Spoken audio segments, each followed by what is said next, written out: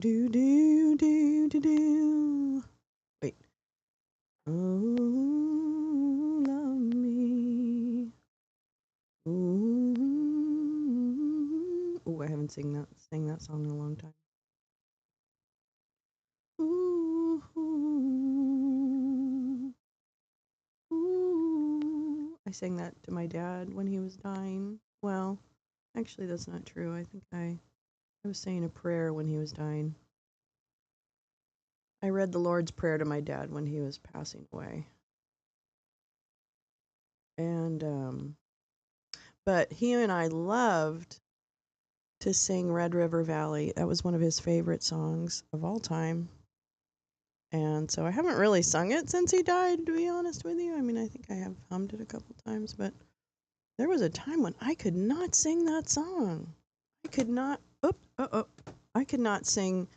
I could not sing any Willie Nelson songs. I couldn't sing Angel Flying Too Close to the Ground. I couldn't sing any of those songs after my dad died because he loved that music so much. And music was such a big part of our lives. Like when he was in his declining years, Bobo, his beloved granddaughter, and I would drive to his assisted living and sleep on his floor every weekend.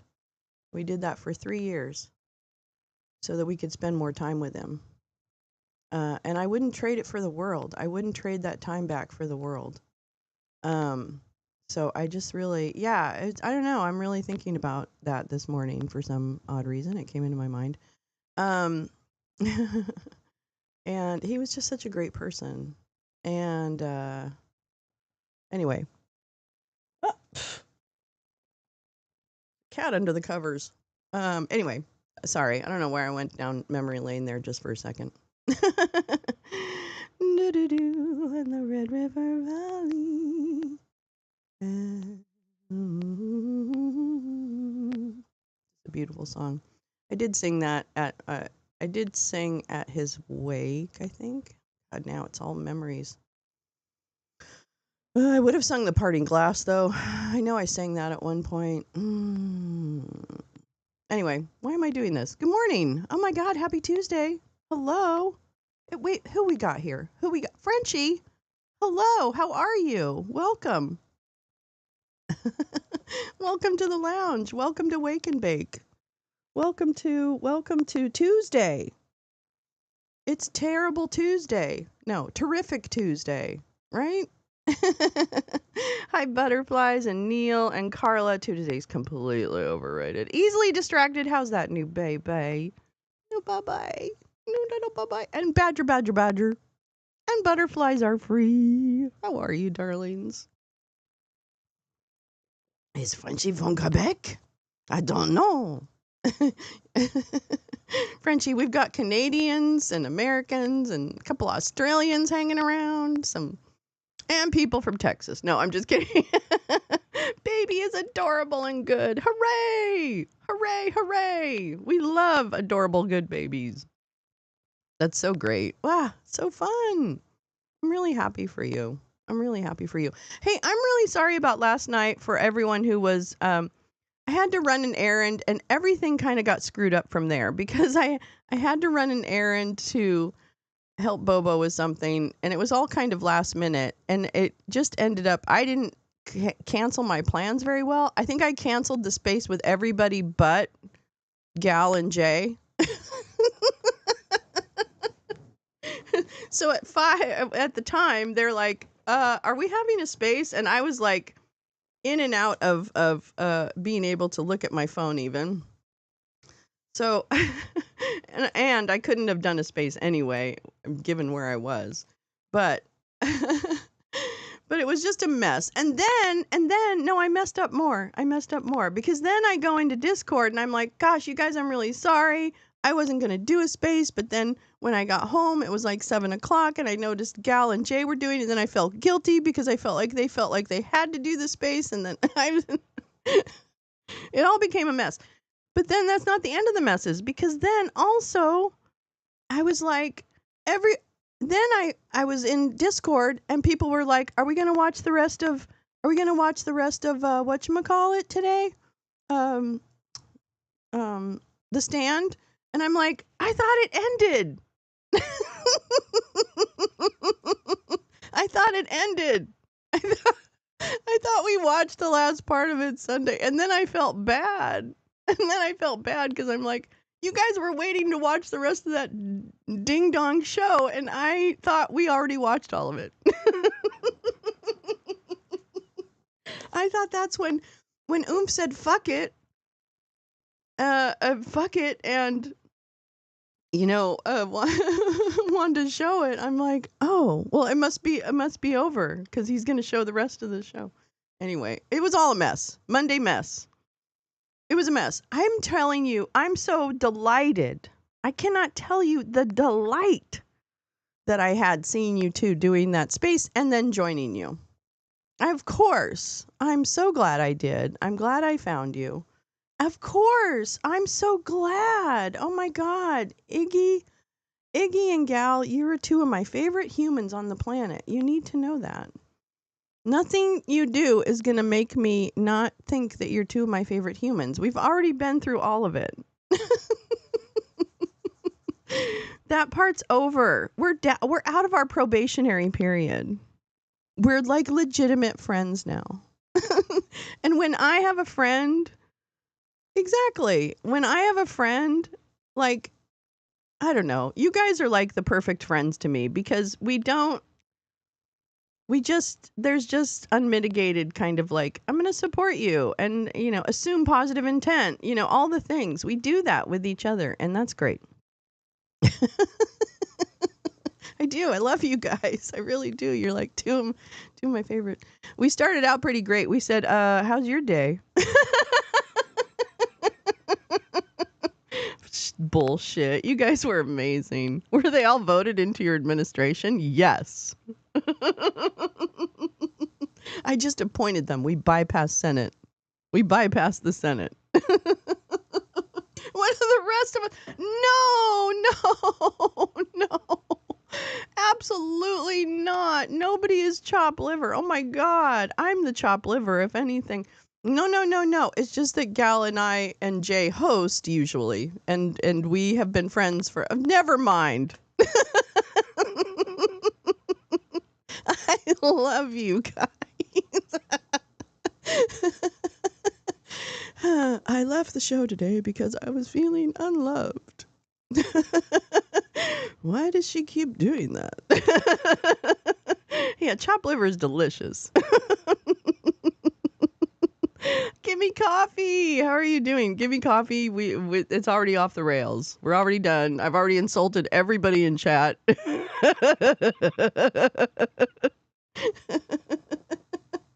Is everybody's job? Oh yes, in a non-bait way, of course. Mm. Oh no, I'll send you a link when you're ready to stop smiling. Fuck. It is a very busy day. Can I tell you? Let me show you what we've got on tap. Hold on. You're not going to believe it. You're going to be like, what? How are we ever going to do all this? And I'll be like, I don't know how we're going to do all this. The cats. Oh, we're watching a couple hearings. Oh my God. There's like 4 things happening. 2 at once. Okay, hold on. Let me show you what we've got because it's a lot. All right. First of all, these guys are already going. This is the Georgia State Election Board, and they're talking about elections. That's actually not the highlight. I just happened to find that. Okay, so fuck those guys. All right. We have an appropriations hearing on the State of the Civil Works program. I have no idea what it is. Carla, I think we should. Oh, actually, aren't these cartoons? No, I'm kidding. This one, veterans group testify on legislative priorities in House and Senate joint hearing. That sounds interesting too. Then that's in 20 minutes. Then this one, now some of these are later this morning. So weaponization of the Justice Department. We're coming, if I'm not live for this, we're coming back. This one is at 11 a.m. my time. So it's in a few hours. But if I don't, I have a twice baked show set up for 11 a.m. my time, 2 p.m. Eastern, in case we end before this. I do have to I think I have to run Bobo to work. But anyway, there's that. And then there's another one at the same time as that other one, birthright citizenship. Lee, are you here? Lee, good morning. Oh, my girlfriend from Oregon visited me when I had a container of chopped liver in the fridge. She couldn't go near it because she thought it looked like dog. Oh, that's so charming, Neil.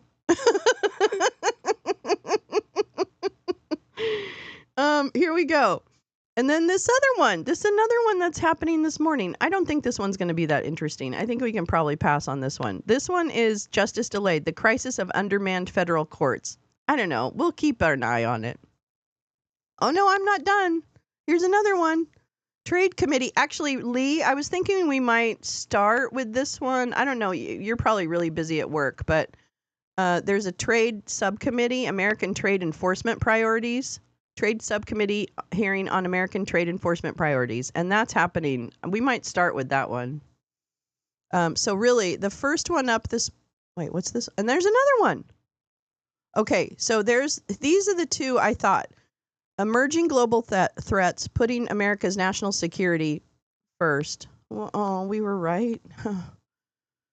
I don't like it when we're right. I wanted Blue Anon to be real. Okay, so I think we're going to go this one, but then after that, after that we'll watch the trade one. And let's see, that one, I'm not sure I'm crazy about that. I think we're going to pass. We can always come back to that. This one is for later. That one is for later. Wait, is that the same thing? Birthright citizenship. Oh no, this is weaponization. How are both of them at the same time? How are both of them? Wait, am I wrong? Birthright citizenship. Weaponization. They're both in 4 hours? What's wrong with you people? What are you doing? Isn't one of this wrong? And then there's this. I'd kind of like to hear this too, but I'm probably I don't know about the Civil Works program. I'm not sure if that's... Anyway, let's read the depressing story. I have a meeting at 10, but trying to comment if I can. No, I don't want you to feel any pressure. Use your Substack. Oh, God, Lee.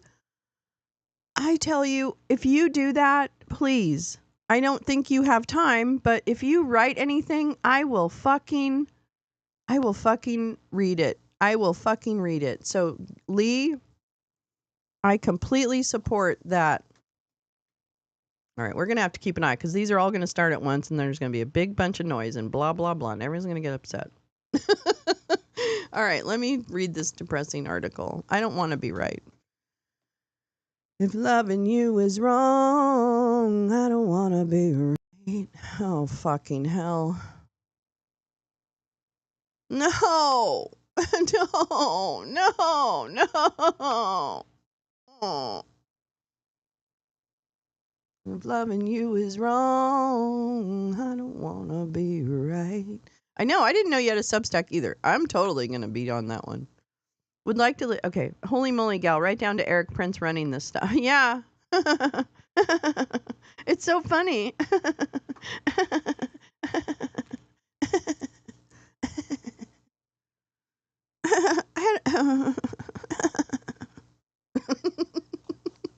Sorry.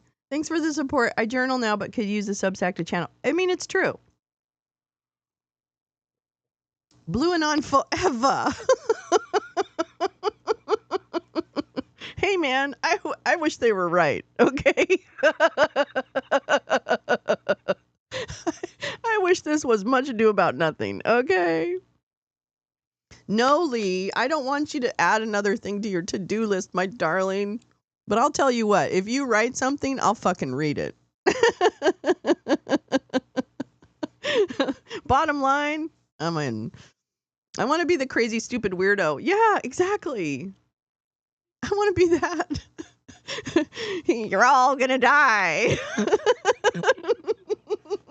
That's what it Wait. You're all gonna die. You're all gonna die. You're all dying. That's right. The contrails. The contrails. Fuck it. We'll do it live. Oh, fucking. Wait, where is it? There it is. Wait.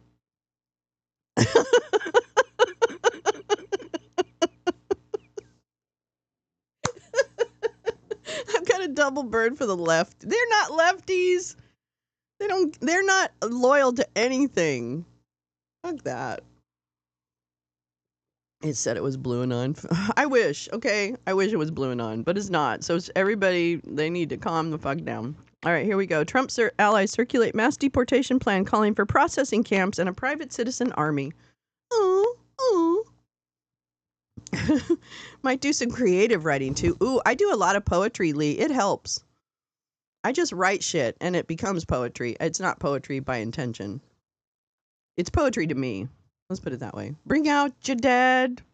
Bring out your dead. That's right. Right, fake left.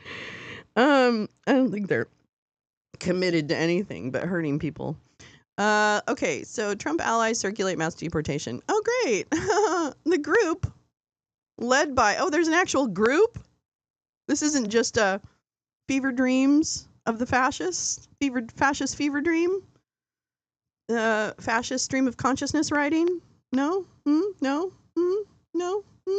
Okay. They're already deporting people by the thousands or hundreds. We don't know where these people are. All right. A group of prominent military contractors, including former Blackwater CEO Eric, the Prince of Darkness, has pitched the Trump White House on a proposal to carry out mass deportations through a network of processing camps on military bases, a private fleet of 100 planes, and a small army of private citizens empowered to make arrests. This is like Idaho. This is like Idaho was last night. Why are people not wearing uniforms? And not, that made me so angry. Oh my God, I'm so angry. Okay. I have a feeling I'm going to get in trouble, arrested. A group of prominent military contractors, including former Blackwater CEO Eric Prince, has pitched the Trump White House, his own private Idaho militia, has pitched the Trump White House on a proposal to carry out mass deportations through a network of processing camps on military bases, a private fleet of 100 planes, and a small army. I read it again. That's right. Of private citizens empowered to make arrests. Because it was so good, I had to read it twice. The blueprint, laid out in a 26-page document President Trump's advisors received before the inauguration, carries an estimated price tag of $25 billion and recommends a range of aggressive tactics to rapidly deport 12 million people before the 2026 midterms, including some that would likely face legal and operational challenges, according to a copy obtained by Politico. The group, which includes some former immigration officials, is led by Prince, who has close ties to Trump, and Bill Matthews, the former chief operating officer of Blackwater, the military contractor known for its role in providing security, training, and logistical support to U.S. forces in Iraq and Afghanistan during the war on terror. The emergency of the proposal, marked unsolicited, is indicative of the major hurdles the administration faces as it struggles to find the resources to fulfill Trump's ambitious deportation agenda. The administration's desire to make good on that signature campaign promise has created an opening for private contractors. Oh, what? Say it ain't so. Privatizing?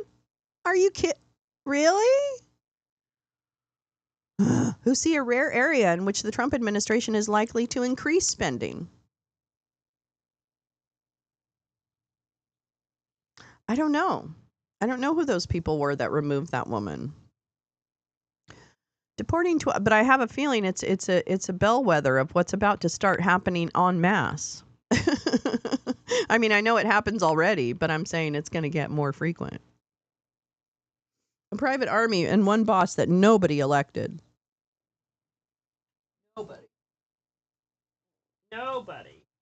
Nobody elected. have a cat on my desk. I didn't even know I had a cat on my desk. I do. Okay, here we go. Bing, bing, bing, bing, bing, bing. Okay, deporting 12 million people in 2 years would require the government to eject nearly 500,000 illegal aliens, which is not a term I use, per month, the document says. To keep pace with Trump deportations, it would require a 600% increase in activity. It is unlikely that the government could swell its internal ranks to keep pace with this demand. Oh, I mean, you need our help. Okay? You can't do this without Eric Prince. It is unlikely that the government could swell its internal ranks to keep pace with this demand. In order to process this enormous number of deportations, the government should enlist outside assistance. And in case you think this is somehow a scare thing, there are already thousands of people in Guantanamo whom we have no idea what the reason is for them to have been taken from their home and put in Guantanamo. That's not how we do things here. Well, apparently it is how we do things here, but it's not how we should do things here. So I don't know what the hell the problem is, but that's not how we should treat people. Oh, they're live with global threats? How? Global threats. Global threats. Oh my gosh, they are. Somebody's live. Here. This one, okay. Hold on. Let me move that over here. Let me move that over there. Let me move that over here. Let me move that over there. Let me move that over here. I'm really mad about these cats breaking my fucking mouse. Dag nabbit.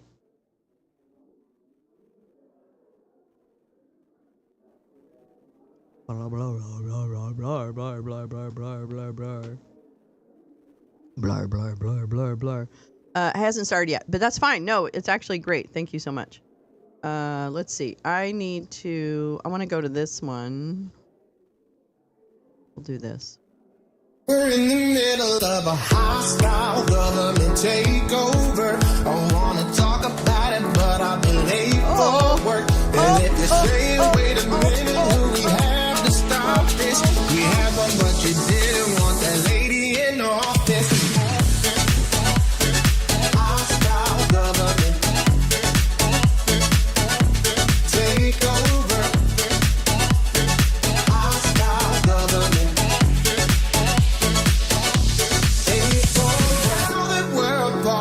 Nigerian prince, damn surprise, surprise, ended up being a white man. Oh, I just want to know what the hell do I do? I drink. And if you say, wait a minute, we have to stop this. We have one, but you didn't want that lady in the office. Hostile government. We're in the middle of a hostile government takeover. I wanna talk about it, but I've been late for work. This. And if you say, wait a minute, we have to stop this. We have one, but you didn't want that lady in office. Hostile government take over. Hostile government.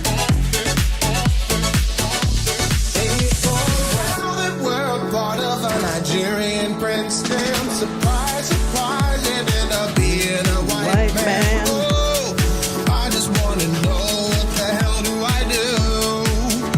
I drink. And if you say, wait a minute, we have to stop this.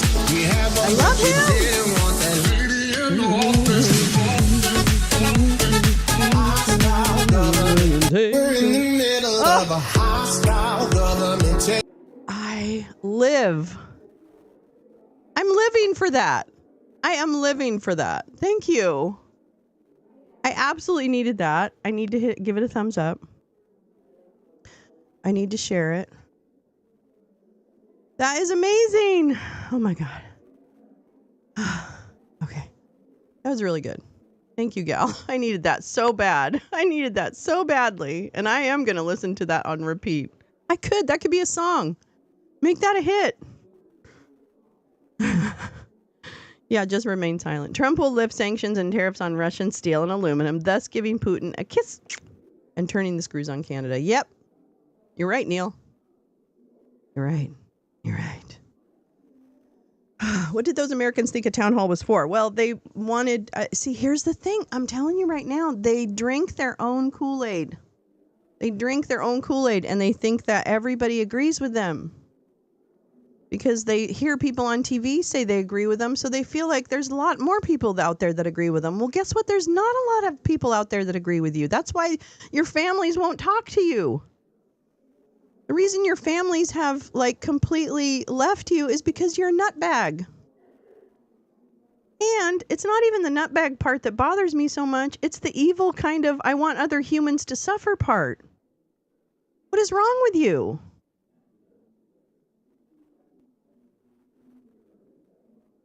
What is wrong with you? So, I don't know. It's like, I don't know. I'm going to get out there this Saturday. I'm going to the March for Dignity.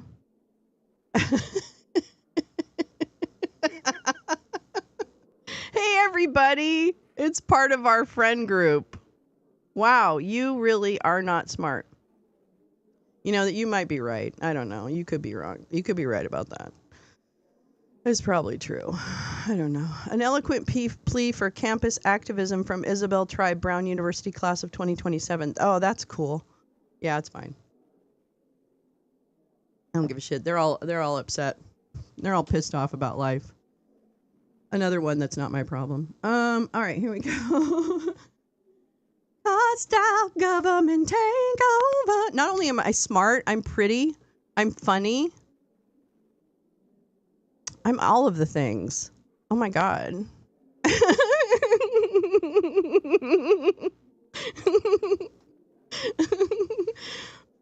you, fuck you, fuck you, fuck you. I love it. You wanna be me? Oh, you wanna be me? Oh, do you wanna be me? Oh, do you wanna be me? All right, this is what she shared. An eloquent plea for campus. Yeah, it's time to shake off the hibernation and go to the mat for our values. Democracy should not go out with a whimper, but with a roar. Oh, I'm going to read that. We'll read that. What, is it going to start yet? I only have 3 minutes. How long is this? Oh, that's not that long. Okay. I don't know how to do anything. Okay, here we go. Don't start yet. Okay. Experts are calling it a coup. Law professors warn of a constitutional crisis, and we're just 1 month into the second Trump administration. Less than a year ago, the main green was home to Brown's Gaza Solidarity encampment. The banners were big, the letters were red, the flags were raised. You couldn't miss it. Hundreds of Brown students rallied in protest, refusing to let the university turn a blind eye to the bloodshed in Gaza. The student body flexed its activism muscles and proved that the university's long tradition of protest lives on. Yet today, walking across the main green, you would never know that a full-scale assault on American democracy is occurring before our eyes. Action is long overdue. In the Herald's opinion pages, one op-ed urges us to speak out about the humanitarian crisis in Myanmar and Sudan. Another demands that Brown take legal action against President Trump's efforts to halt federal grants and loans for higher education. Yet another implores Brown's liberal students to engage in conversation with their conservative peers. The writers make excellent points, but have yet to comment on the elephant in the room: the conspicuous lack of resistance on campus to the second Trump administration.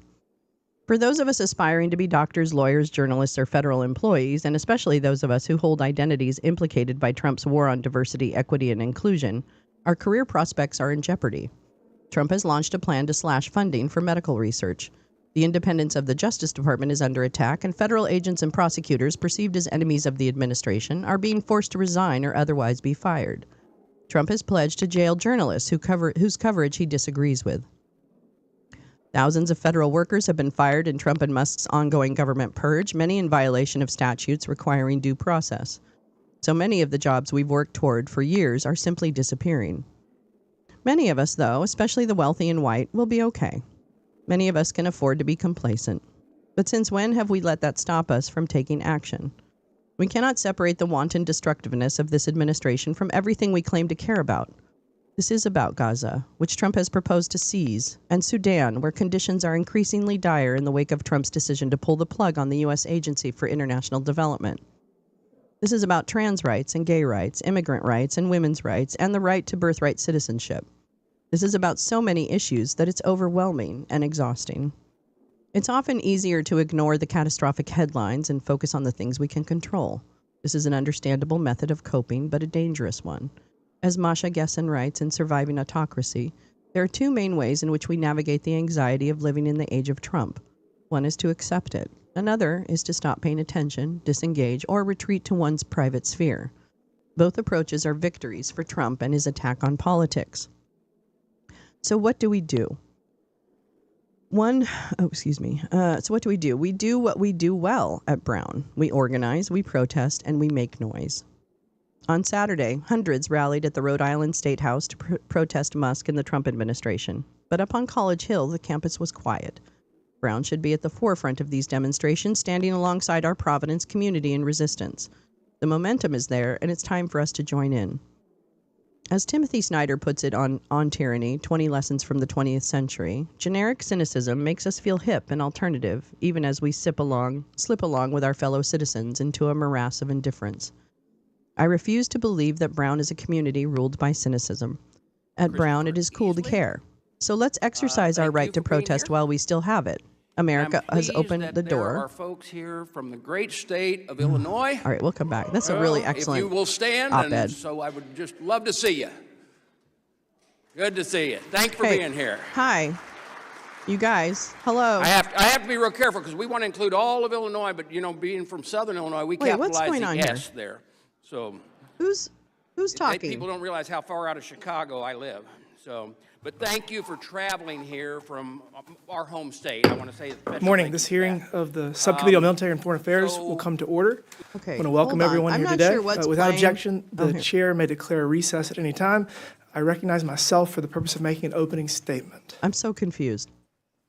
Good morning and welcome to the first hearing of the Subcommittee on Military and Foreign Affairs. I look forward to working with Ranking Member Subramanian and all the members of the subcommittee throughout this Congress. This guy's an idiot. Today we are here to get a better understanding of the challenges facing our national security and the urgent need to restore America's strength on the world stage. Over the past 4 years, we've seen a series of policy failures that weakened our global standing, undermined national security, and emboldened our adversaries. You look like you're While two. the previous administration spoke he's of a baby prioritizing in a American suit. safety and leadership, Like its Boss actions Baby. certainly told a different story, one of strategic drift, reactive policymaking, and diminished deterrence. We see this in the Indo-Pacific, where U.S. allies question our resolve and adversaries probe our vulnerabilities. Oh, girl. The previous administration's failure wait till you to hear the rest respond of the world. decisively to challenges, whether in the South China Sea, the Taiwan Strait, What or about securing Australia? critical I wish supply there was chains, Australians has dissolved awake right now. confidence Good morning. in America's Hearing will come leadership. to order. Similarly, in Europe, President Biden's relentless demand It's that my Ukraine become a pleasure part of today NATO only exacerbated Russia's aggression. The Biden administration's failure to communicate a All my clear things are endgame starting at after once. Russia further invaded Ukraine, allowing the war to drag on at great cost to global stability and the American taxpayer. Oh, really? In nearly I don't 3 know, our years, the businesses U.S. did pretty allocated well. $124.9 I'm gonna billion in throttle this security kid. assistance to Ukraine. To put this in perspective, the U.S. spent nearly $89 billion in security assistance in Afghanistan over 20 years. Oh, my God. I cannot help but be Yeah. concerned about the speed at which funds are being allocated and whether they are being used effectively. Even though we support Ukraine Fuck against this guy. invasion by Russian Fuck, don't get forces, hit by a it is bus, critical that we fucking ensure asshole. accountability and strategic oversight of our financial support to reach objectives that benefit the U.S. national interest. Oh, America Unconventional first. threats in the digital domain continue to reveal our vulnerabilities. Yeah, that's right. Nation states and criminal organizations engage in Timmons cyber is a espionage Nazi. and attacks Yes. against critical infrastructure. That's right. The GAO has consistently named cybersecurity as a threat year after year on its high-risk list. Despite decades of warnings, I do love the the failure insults, to though. prioritize Wow, this you are not vulnerability smart. continues to jeopardize our national security. The lack of urgency with which the prior administration approached these vulnerabilities put American businesses and citizens Wow, you are at a horrible risk. troll. We must act to defend our cyber frontiers, invest in resilient infrastructure, and strengthen public-private cooperation to remain a global leader. Finally, while the Biden administration was preoccupied with other priorities, the global terrorist threat grew. the botched withdrawal from Afghanistan was more than just a failure to execute. It signaled to the world that the United States was willing to abandon allies and leave security vacuums that enemies could exploit. Iran-backed terrorist organizations such as Hamas, Hezbollah, and the Houthis have escalated their attacks with alarming frequency. October 7th, 2023, Oh no, Badger, you got terrorist censored. attack on Fuck. Israel was a you direct too. consequence of failing to maintain strong deterrence in the Middle East. The ongoing hostage Well, hostage crisis was that in which your several bud? Americans remain captive underscores the price of the Biden administration's I can't wait inaction. till we do find The out. Trump administration has already demonstrated that decisive action in October securing the 7th release was of a American collusion hostages, between Trump and leveraging Bibi. strong diplomatic pressure and strategic negotiations. In contrast, I know the Biden that's what's administration's gonna approach happen. was I slow know we're and gonna find that reactive, out. leaving U.S. citizens in Gaza and Hi, elsewhere in Cash. How you prolonged doing, danger girl? with little tangible progress. At home, we cannot ignore the security risks posed by an unsecured southern border. Yeah. Don't. Since 2021, Wait, we nearly aren't. I 400 thought you known had or no suspected people. terrorists have I been thought you had apprehended nobody crossing into the crossing. country What? illegally. And those are only the ones who we caught. Luckily, President Trump has made a priority to restore border security. After rapid action on day one, we are already seeing results. In just the first Puppies? 20 days of the Trump administration, Puppies? illegal border crossings decreased by over 90%, minerals? according to the U.S. Border Patrol.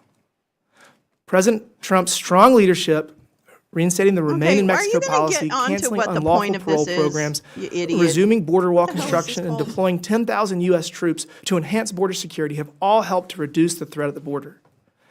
President Trump is undoing the crippling policies of the Biden administration and returning the globe to Man, peace these guys through are American obsessed. strength. Like, Congress he's must not support president anymore. President Trump's Jesus, efforts girl. to Get restore over deterrence, yourself. modernize defenses, and reaffirm our commitment to an American-first national security posture. I look forward to hearing from our witnesses today. I now recognize Ranking Member Superman for the purpose of making an opening statement. Thank you to Chairman Timmons, and thank you for holding this hearing. I look forward to working together on the subcommittee and doing everything we can to ensure the safety and security of all Americans.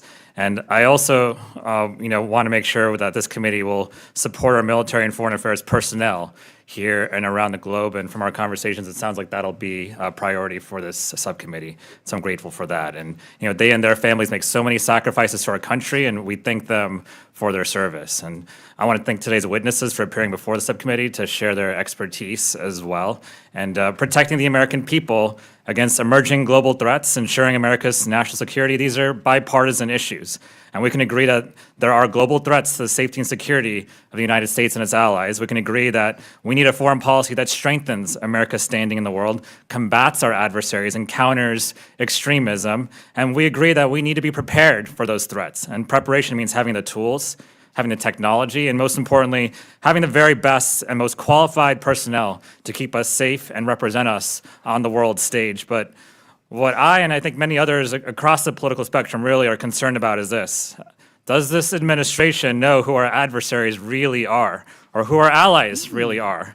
Two, does it understand what it takes and all the things we need to do to protect us from emerging threats and strengthen our standing in the world? And three, does it know who it takes to be prepared for these threats? The personnel, the seasoned thought he was a diplomats, junior the military experts, the technology congressman. experts. I have some doubts, Or freshman. honestly, even in these first few weeks of the administration, and so do many others.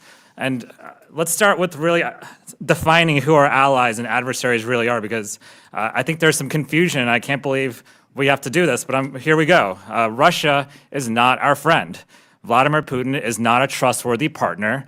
They do not want integration and cooperation with us. They want an independent sphere of influence that destabilizes Europe. China is not our friend. The CCP is also not a trusted partner, not to mention their abhorrent record on human rights. Europe is not our enemy.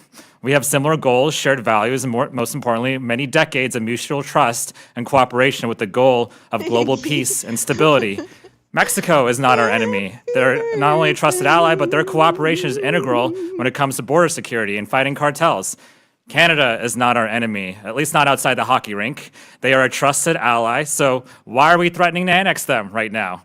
So let's ask the question of what it takes to be prepared for emerging global threats and how the U.S. can be a reliable partner in the world. The answer is not erratic and unpredictable foreign policy. The answer is not making and breaking promises to our allies. The answer is not betraying our allies, signaling to them that we are an unreliable partner. If our allies believe that they cannot rely on us, they will stop sharing critical intelligence. That is a threat to our country. Intelligence sharing with our allies is a critical part of protecting America's national security. Yes, and how do we Satan expect is to strengthen our bad. ties and build trust if we're actively declaring trade wars on our Unless- allies? wait a minute. Or if we're supporting fringe extremist groups in their elections? Or if we're baselessly calling our democratically elected allies dictators? And finally, is this administration ensuring that we have the personnel, the institutional knowledge, and the expertise to quickly and effectively waste of respond time. to What a emerging waste of threats? This time. is what's happening right now is a brain drain in the federal government. The shuttering of agencies and the disdain for our civil servants is a huge threat to our national security and actively goes against the goal of preparing the country for emerging threats.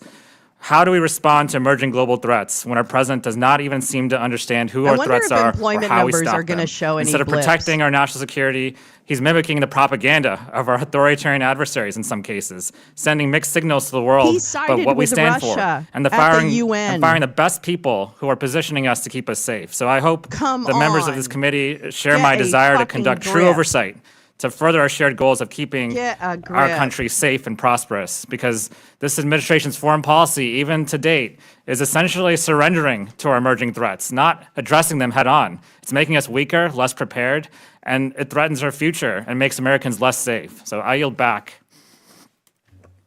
I love that guy. I'm pleased to welcome a distinguished panel of witnesses who bring both experience and expertise This that guy will has be to valuable literally to read today's discussion. everything.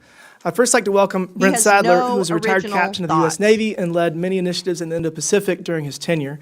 Mr. Sadler is currently serving as a Senior Research Fellow of Naval Warfare and Advanced Technology at the Heritage Foundation.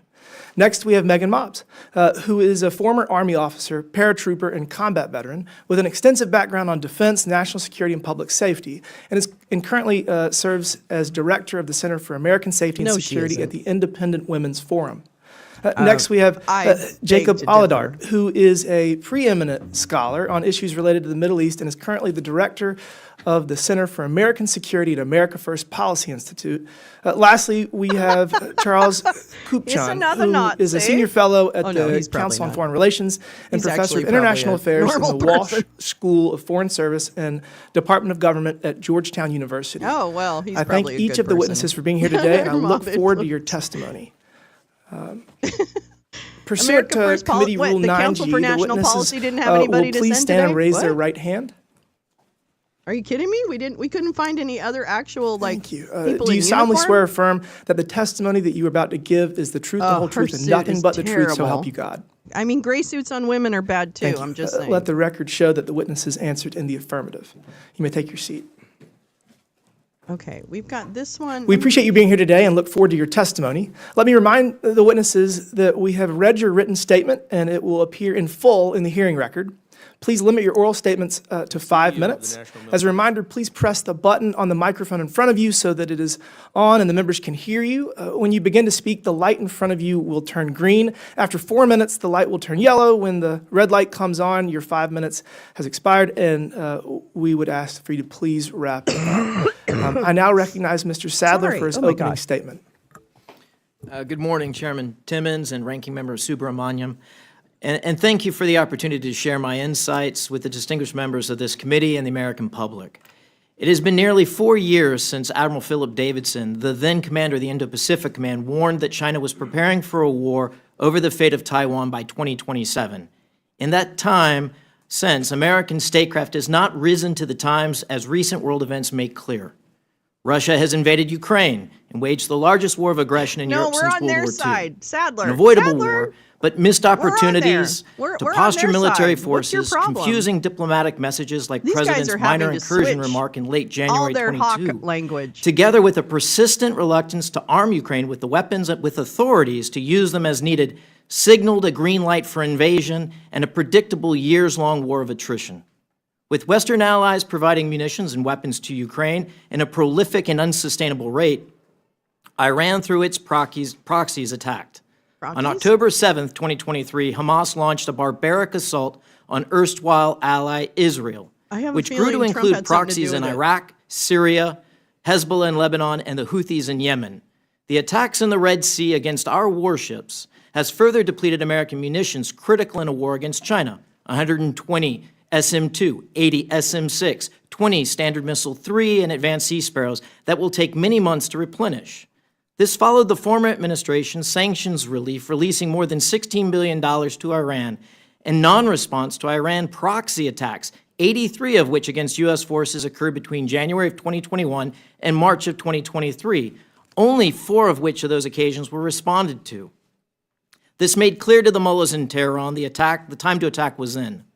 China has also been very active, testing a fractional orbital bombardment system that greatly complicates our strategic attack detection and defenses, quadrupled its ICBM forces from 100 to 400 missiles, while rapidly expanding its modern navy to over 370 warships, far in excess of our 295 warships this morning. Sadler, did you bring This your has fueled a parents? confidence and increased aggressiveness by its military.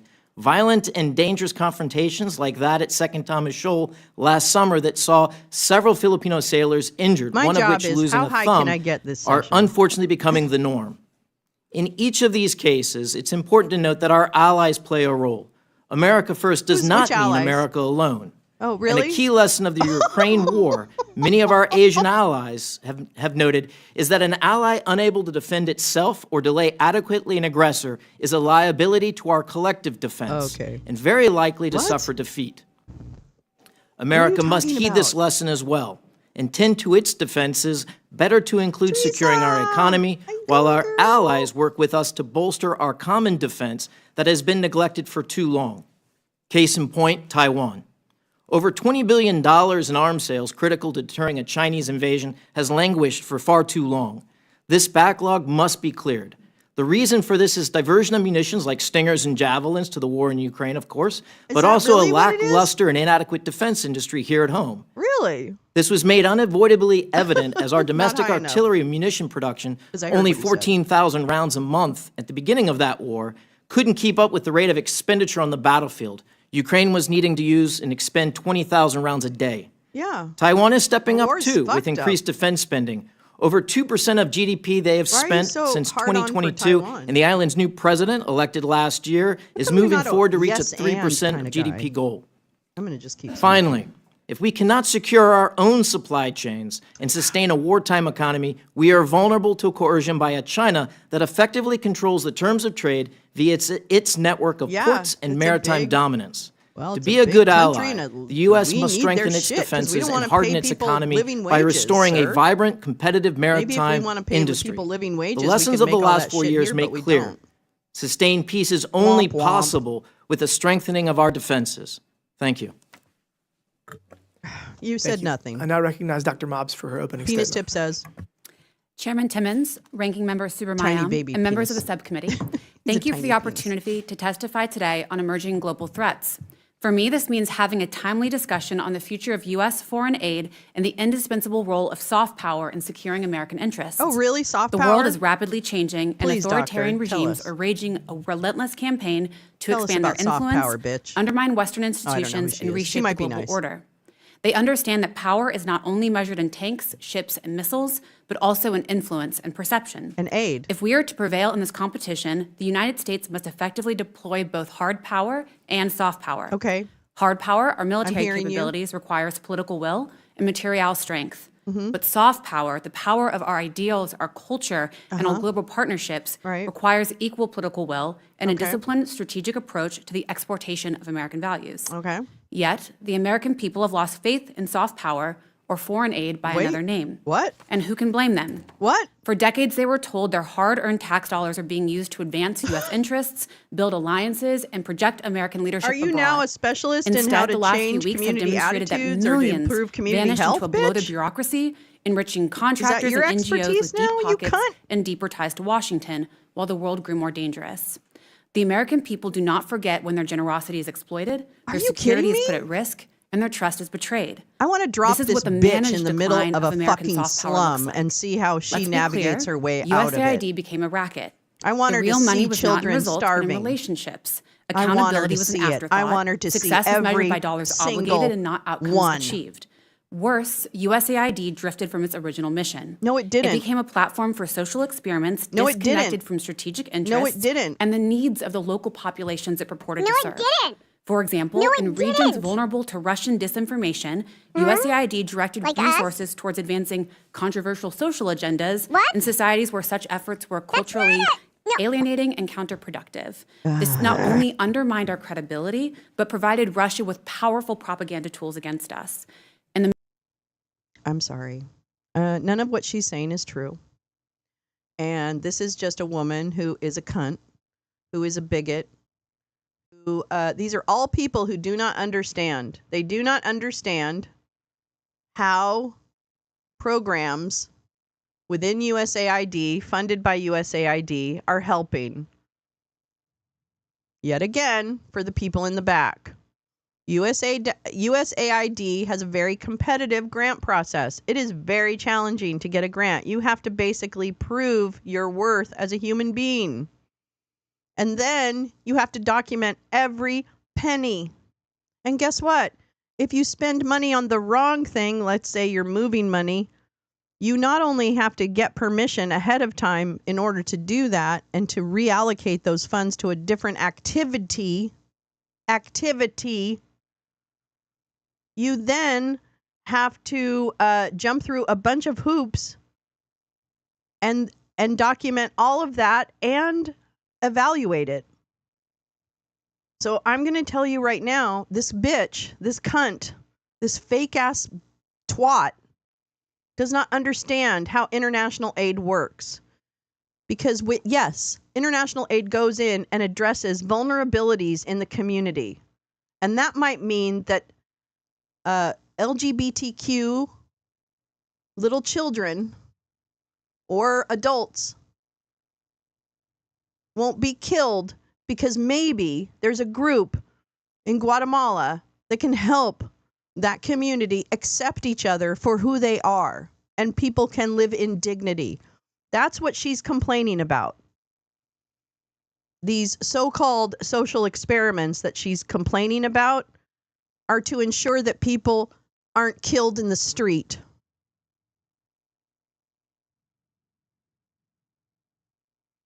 Like if her child might be trans or gay, just gay. All right, okay. You can't go there. She's not going to have a trans child. All right, whatever. Joke's on you. It is so that her child may not be killed in the street or lynched or raped.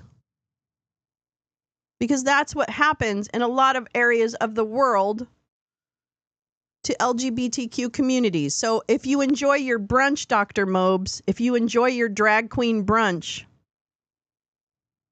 if you watch Drag Race and you think, oh, I love gay people. Gay people are fine. I just don't want to hear from them. Don't push it in my face. Fuck you, cunt. I'm gonna have sex in your face. How about that? I'm so mad. I'm so mad. I'm so mad. Here's another one. America First. Would be age 5 and 2. They were murdered in cold blood by Hamas monsters. An autopsy murder of the is bodies terrible. of the boys, the youngest of whom at the time was just shy of 10 months old. No, I'm not. I'm not here for Dr. Oladart's trauma porn. I'm not. Because I can show him 10 more babies that were tortured and killed. It's not a contest. It's not my baby death is better than your baby death. There should be no baby deaths. But guess what? One of the reasons Hamas is who they are is because of global inequity and economic reasons that drive, especially young men in patriarchal societies, to look for answers and solutions. And sometimes the only people offering them a viable solution are the terrorists. And that's why we have foreign aid, because hopefully in an ideal world, foreign aid is going to assist in giving young men, young women, whoever, alternatives to joining the terrorist group, which they see and perceive as the best way of helping their entire community. Because they are oppressed by whatever oppression systems surround them. And if you show people there are other ways, right, to to achieve their goals, if you hopefully empower them. I'm not saying international aid is great, by the way. I have a lot of issues with international aid. I've worked in international aid. I understand there's a lot of fucking problems with it. There's there's all kinds of issues, top to bottom. But you most certainly don't cut off people's funding in order to fix it. And then what happened to this 90-day thing? Like, are we still in the 90-day freeze period? I don't get it. Because I think we've been bamboozled. They basically said, "Oh, I'm just taking it up to my workshop, my dear. I'll fix it up there, then I'll bring it back here." No, they're the Grinch. They're not going to bring the Christmas tree back. USAID is gone. They're not bringing the Christmas tree back. The Grinch said, "Fuck you." Okay? Now, I get it for the chuds. They don't give a shit because these people are not them. They're not white or they're not whatever. Although some of them are white, but whatever.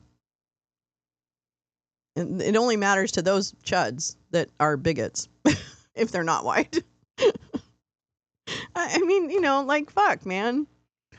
Yeah, Hamas and Putin are friends. Yeah, exactly. Like, I get that they want to lie for this. I get it. Somehow there's some kind of prize for them at the end of this. You know? I don't know what it is. I don't know if this guy gets pussy out of this. I don't know what he gets out of it. I don't know. But I'm not here for it, Dr. Ola Dort. Much less for which anybody had previously offered a plan. Tight ass. By making this announcement, President Trump immediately catapulted this issue to the top of his priorities in the region. What's he going to do with compelling Gaza? our regional What's he partners gonna do with Gaza? to cooperate on a plan as they are doing today.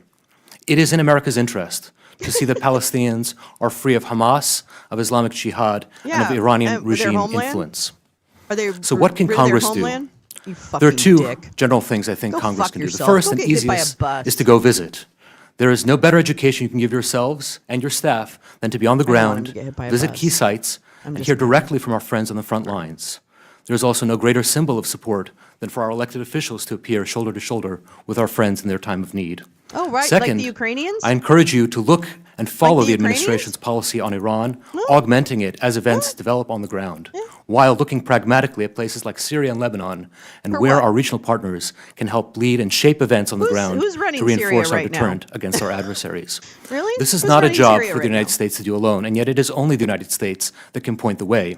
America Why? First Oh, foreign God, policy he is licks not his lips America like a alone. lizard. Oh, my It is the God. projection of American strength abroad on behalf of the American people, marshaling our allies and partners to build a better world of I peace bet and he's security. slimy. I bet he I sweats encourage a lot. you to Like build he's that like- world for he's the like sake of our damp. people If and you for our touch his children. face, Thank you, he's like and I look forward damp. to your questions. Thank you. I now recognize I have Dr. questions Kupchan about- for his opening Oh, statement. never mind. Thank you, Mr. Chairman. I'm pleased to have the opportunity to share a few thoughts with you this morning. I think we are at a historical inflection point in the United States and globally. No. You think? And that President Trump has the potential to be the agent of change that would adapt the United States and U.S. grand strategy to a changing world, and it would adapt a world to a changing United States. We've been through an era that we call Pax Americana that opened at the close of World War II, and it was based upon U.S. primacy. It was based upon a thriving political center in the United States, the rise of the middle class, fired by the industrial era. And this gave rise to a certain kind of American foreign policy and a certain kind of international order anchored by the United States. And I think we're now at the end of that era. And the end of that era has been driven by the onset of the digital age and by the erosion of It's the video games. American middle class, and with it, the hollowing out of the political center. And we're also in an era in which power is shifting in the international system from west What to about east and from disinformation, north Doctor? to south. What do you think about disinformation? As a consequence, we need to go from the old to the new. And Trump, if nothing else, is a disruptor else. who recognizes that it's time to go from the old to the new. The question that I have in my mind that I pose for the committee is President Trump going to be only a demolition man who brings down the old order and leaves us standing in the rubble? Or is he actually going to be someone who brings us from the old to the new and builds an American grand strategy and international system that is better, that is more stable, and that works better for average Americans as well as for global peace? There are aspects of Trump's foreign policy that give me hope. He is more transactional, and he is therefore talking to Vladimir Putin and Xi Jinping. That, in my mind, is a good thing. We need to talk to bad guys and not just to our friends. Number two, he's pushing fair trade rather than free trade. We have lived through several decades of hyper-globalization that did not work to the benefit of many Americans. It's time to fix that. Number three, less democracy promotion, less time spending problems far afield, more time spent solving problems at home. Number four, immigration. I don't think there's any American in this country who doesn't understand we have a broken immigration system. And number five, a leaner, more effective, and more efficient American government. Who can object to that goal? That having been said, I see four risks, and they are very serious risks, of where America First could run off the rails. Number one, that this transactionalism turn into a unilateralism that leaves the United States isolated on the world stage, bereft of the alliances that it has built since World War II, that happened, and imposing tariffs on all of our partners in a way that not just disturb our geopolitical relationships, but fragment the global economy. This looks a lot to me like the 1930s and Smoot-Hawley. If we do 25% on Mexico, 25% on Canada, and 60% on China. Number two, underreach.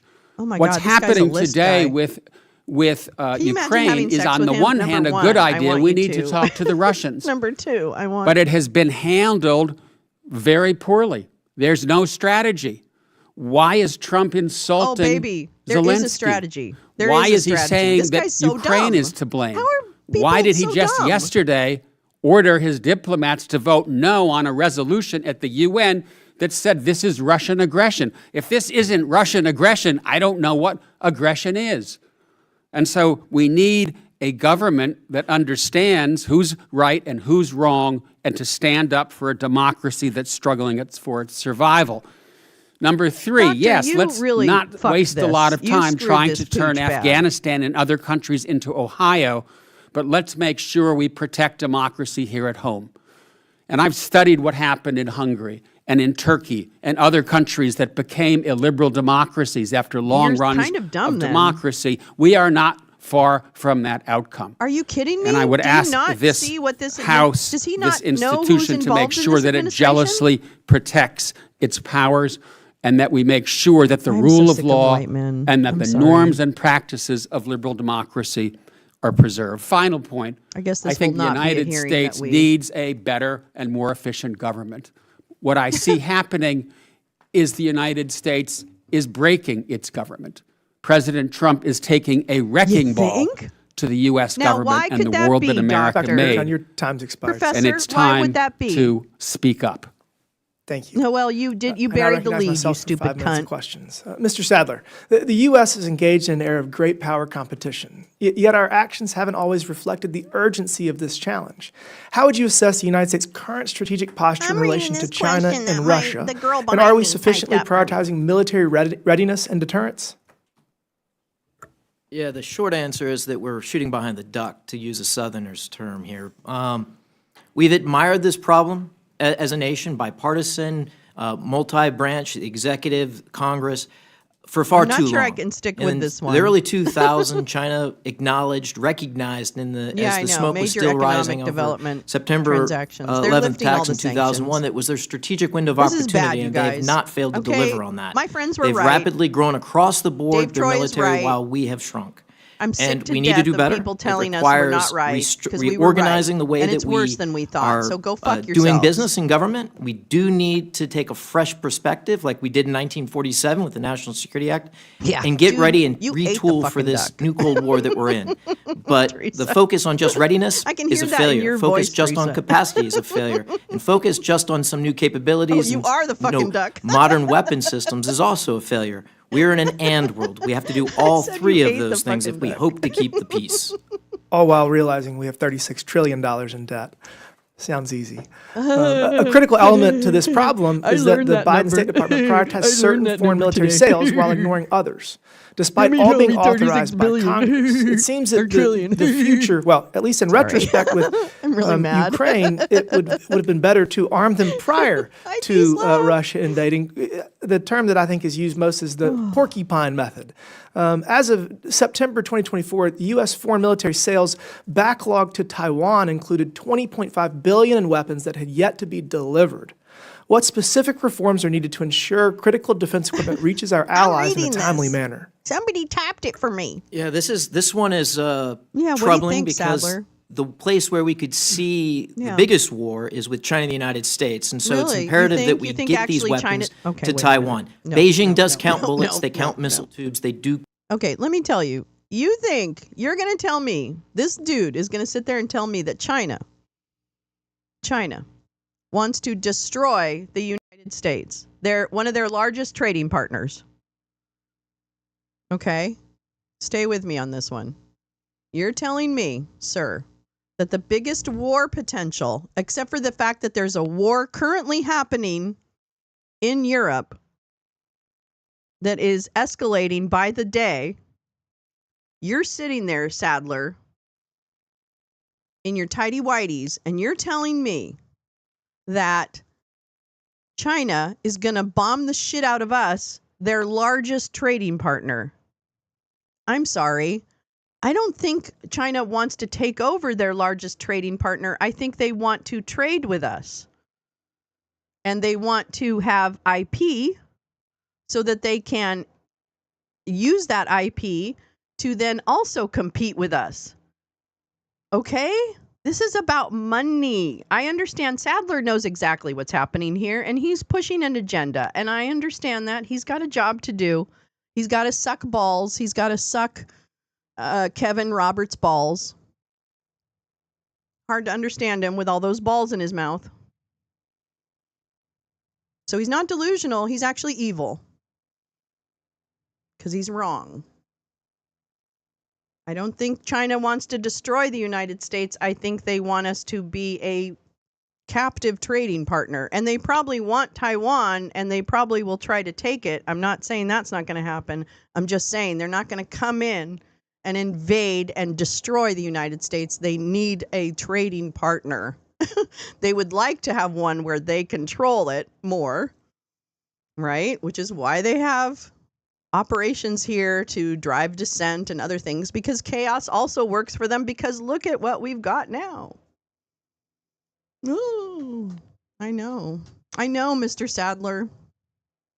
The administration is I attempting don't want to in the hear the war in rest of what he Ukraine. said. Sorry, But I will point out that I'm getting they were able cranky. to get Mexico and Canada to the table in just hours to secure their side of the they border weren't. before anybody could even throw they stones at weren't. the proposal. So yes, we're in a they unique weren't. era of There's no international resolution. relations, but I do believe that these There's no new resolution approaches to that. have potential, and I do believe that Secretary Rubio is very I have incredibly a question talented from and has the yesterday that potential he to had resolve a nothing lot to of do these with challenges this. I ahead was of us. driving and couldn't ask it. Wait, Thank you. it had nothing. Oh, wait, that's what's your all mine. question, darling? If they're evil I but now we don't know recognize it, that's the kind of two things that Gentleman gives from them freedom Virginia, to continue. Mr. Yeah, Supermeyer, for exactly. 5 minutes. Oh, Thank you, Church of Mr. Chairman. Scientology.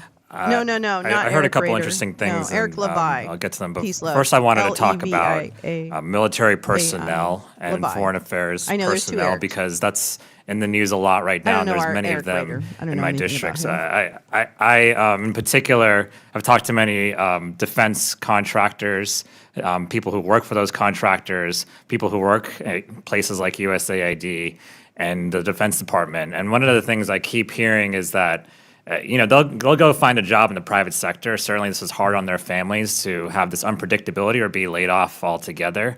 But what they're concerned about is the work, really. Will they find a lot of their jobs? work sustains our importance and our Yes, Jim. influence in countries they work in or regions they work in. A lot of our work and the work that they do is critical to our safety, and sometimes it's not easy to explain. It's not easy to explain. A nuclear scientist is making sure that our nuclear arsenal is safe. But when you fire all the nuclear scientists, one, how are you supposed to get them back?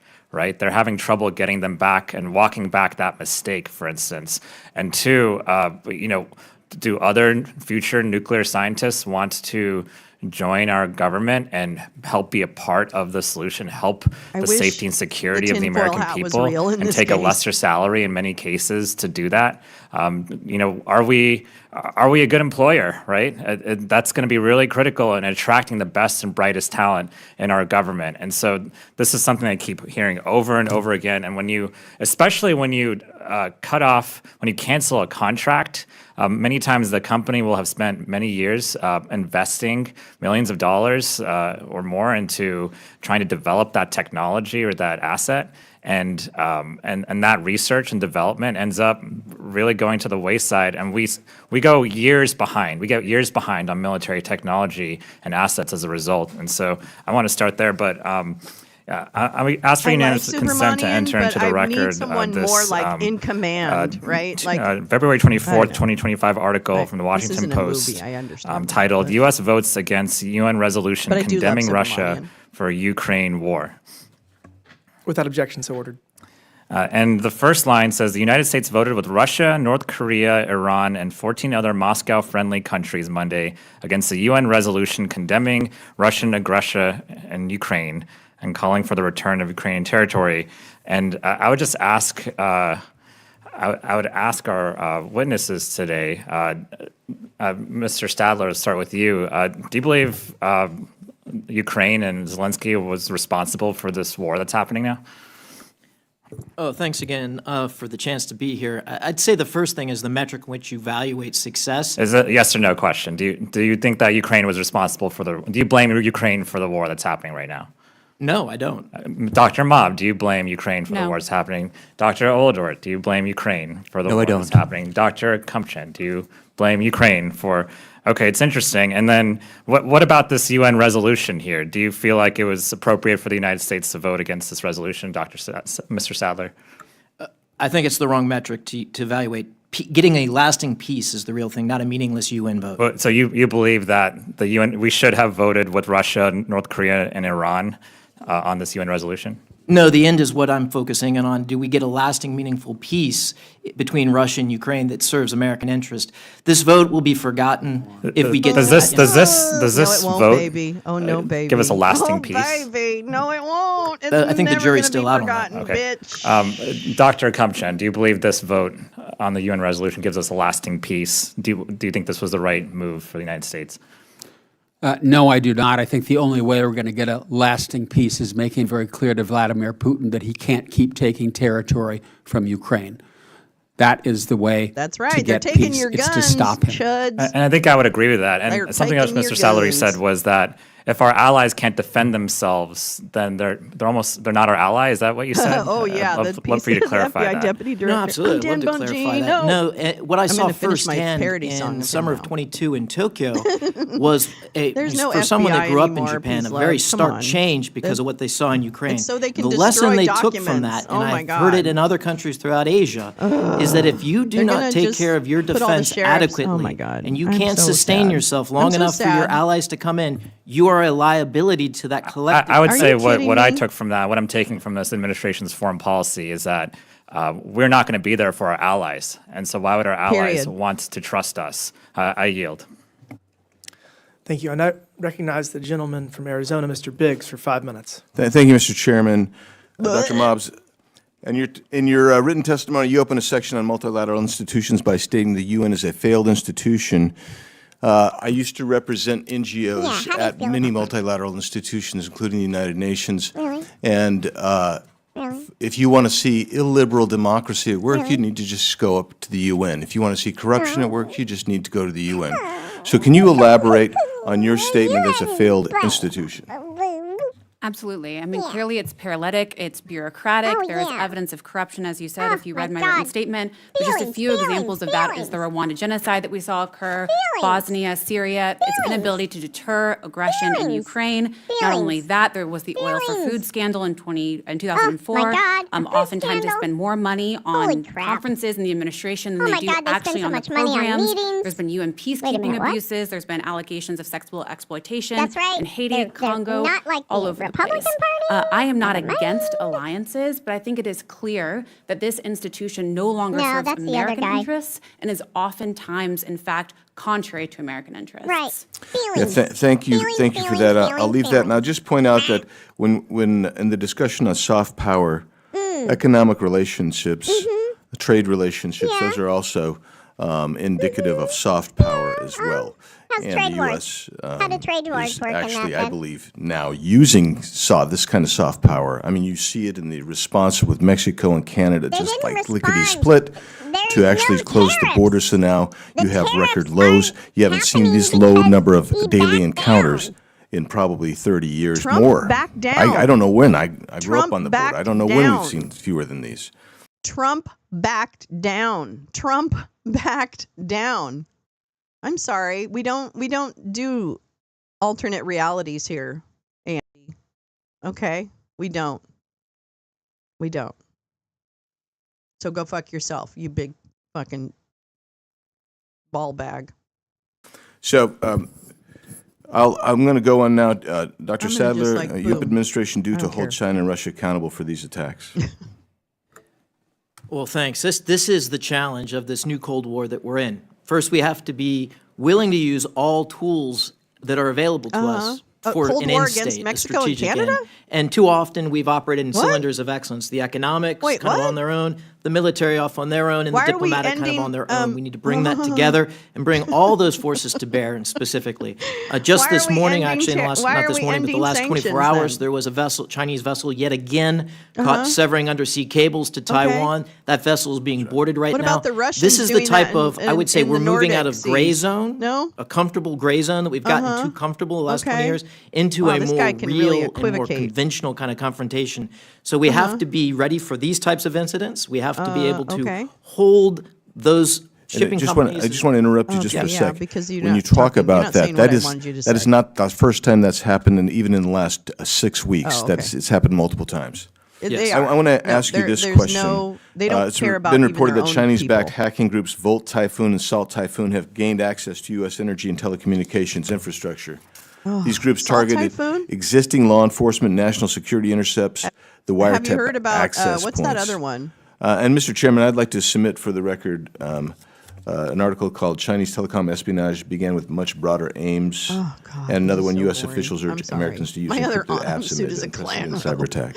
Without objection, so ordered. Thank you. Oh my God. The same report suggests that You these know what? attacks were I don't think successful I in can do accessing this. I don't think communications I of can do this 150 one. select high-value targets, including people. I don't think we're going to try the trade one. I'm so sorry. I can't listen to this. I don't even know. I'm not. Is this the way this year's going to be? I can't listen to anything now. Is this the way this is going to be? Okay. This is Ways and Means. Let me get back here. We'll stay with this for a little bit. Okay. I'm so sorry. Is that okay, you guys? Is that okay? Is that all right? If I dumped out of that other one? Is that okay? I hope so. The new Cold War is the information. Nobody's talking about disinformation. Nobody is talking about disinformation. And that to me tells me that they just want it to keep going on. They just want it to keep going. It's working for them.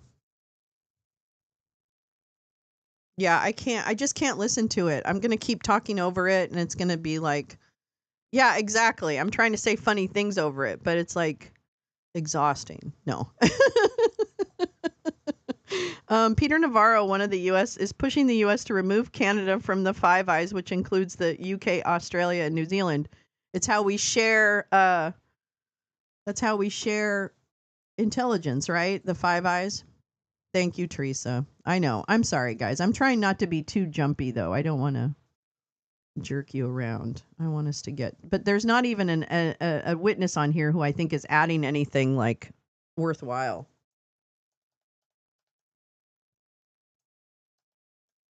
All right. Actually, while we're between things here, whoops. Let me read what Gal just sent an archive. I love the archive. I'm so glad I learned how to do that. Thank you for teaching me. Okay, so here's an archive of Financial Times article. White House pushes to axe Canada from Five Eyes intelligence. Did I do this wrong? Okay. Peter Navarro, Smeagol, wants to increase pressure on a country that Donald Trump has threatened to annex. Annex? Oh, that's right, for the state. I forgot about that. I forgot they were the 51st state. Look at Justin. He's like, fuck my life. I can't wait to be out of this bitchy situation. I just want to go eat poutine and drink Molson's. All right, here we go. A top White House official, that'd be Smeagol, has proposed expelling Canada from the Five Eyes intelligence sharing network as Donald Trump increases pressure on the country he talks about turning into the 51st U.S. state. It's not going to happen, Canadians. Don't worry. Okay, if anything, California is going to join Canada. Peter Navarro, one of the U.S. president's closest advisors, is pushing for the U.S. to remove Canada from the Five Eyes, which also includes the UK, Australia, and New Zealand, according to people familiar with his efforts inside the administration. Trump has said he wants to annex Canada and has vowed to press ahead with 25% tariffs that he backed down on. We have a weak president. He had to rescind the funding freezes. He had to rescind his tariff promises. Hello. He's weak. He's a weak, old, feeble man. He's feeble. 51st to 60th, he means. They are only going to have hearings on what they want us to hear. I know, peace, love. And we are going to have to listen to them, but at the same time, I don't really want to. Yeah, Peter Navarro can go get hit by a bus, too. There's a lot of bus hittings going on. Okay. When a 1-month reprieve elapses on March 4th. Canada's Prime Minister, Justin Trudeau, who will step down from office on March 9th, was recently caught on an open mic warning that Trump's ambition to absorb the U.S.'s northern neighbor was a, quote, real thing. Navarro did not respond to requests for a comment from inside his toilet bowl. The White House did not respond for a request for comment because they have nothing they can justify this with, and Trudeau's office said, no, I'm not talking about it. Peter Navarro is tough talking on everyone, okay? He should visit Canada and explain his brilliant plan. He can come to my neighborhood. I'll send him. And I'll make it look like an accent. No, I'm just kidding. I don't wish any problems with people. I'm actually a really nice person.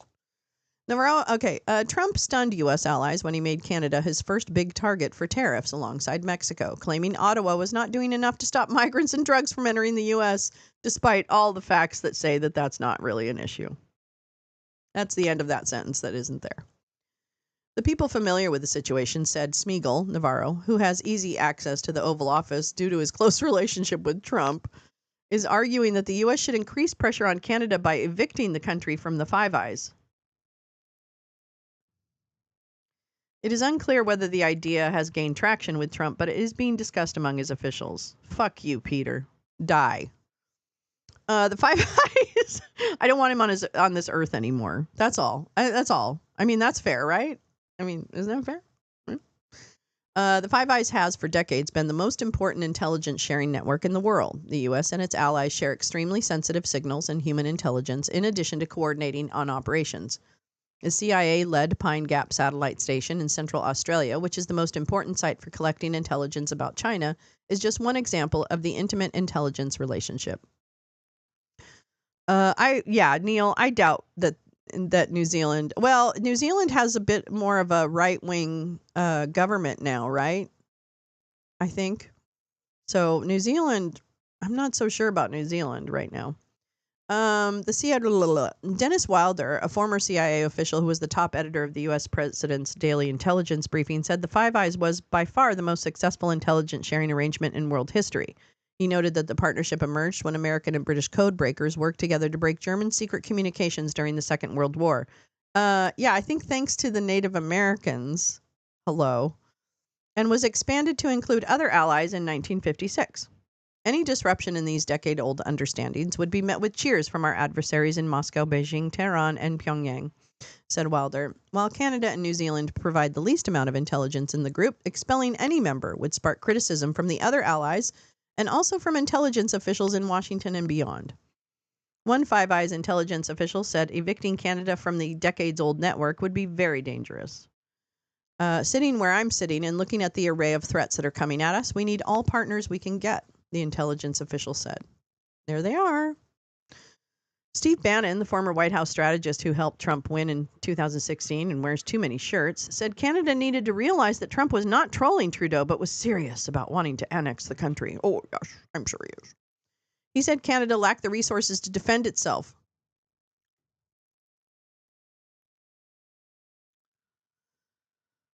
Particularly as China attempts, all these anti-war people that were pushing for Trump. I mean, really? Are you kidding me right now? Are you kidding me? Yeah, you want to know why he's anti-war? Because he's just going to take shit. How stupid are people? Ugh. He said, okay, blah, blah, blah. But he said any move to evict Canada from the Five Eyes would be a counterproductive move that would just end up hurting America. Canada punches way above their weight. If you look at military history, they've been the best ally we've had, Bannon said. Oh, so Bannon, why don't you get your lapdog in the SAVE Act. Oh, sorry. Canada punches way above their weight. Okay. Navarro served as a White House trade advisor in the first Trump administration. Last year, he served several months in prison for refusing to testify for the Congressional Commission investigating the January 6, 21 attack on the U.S. Capitol. His views on trade have long been in sync with Trump, who sometimes calls him my Peter.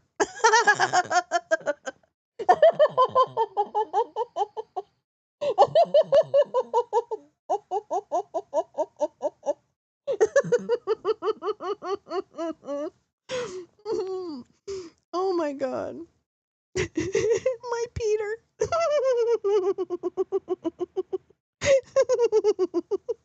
I didn't know that. My Peter.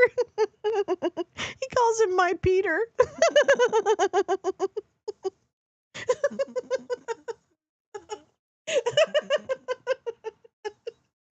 Oh, fucking stop. Stop. Oh. My Peter. That's everything. That just makes this day the best. That's the best thing today so far. Yes, Max, why did Big Zax dump for a pardon? Oh my God. Oh, we got to watch this one? Okay. All right. The Canadian Service Intelligence was yeah, okay. Thank you. That was terribly depressing, but okay. All right. For illegally firing workers who have protections under civil service, not to be fired for political or for arbitrary reasons. And there have been more than 20 temporary restraining orders and preliminary injunctions issued in these cases in order to vindicate the Constitution under judicial review. Now, say we didn't have half of those judges. We love our Jamie Raskin. Would that be less justice that would be done right now? Well, certainly we need additional judges to address additional work, and whether it's as a result of the types of challenges you were mentioning, or I think more importantly for the American people is just the day-to-day cases where they have the inability to get a timely resolution of the case. And this bill, these are day-to-day cases now, as you know, at least here in Washington. These are day-to-day cases. I mean, the January 6 cases, which were dominating the docket around here, are gone after Donald Trump's pardon of more than 1,500 insurrectionists, including violent criminal felons who beat police officers in the face with Confederate battle flags and pipes and broken furniture.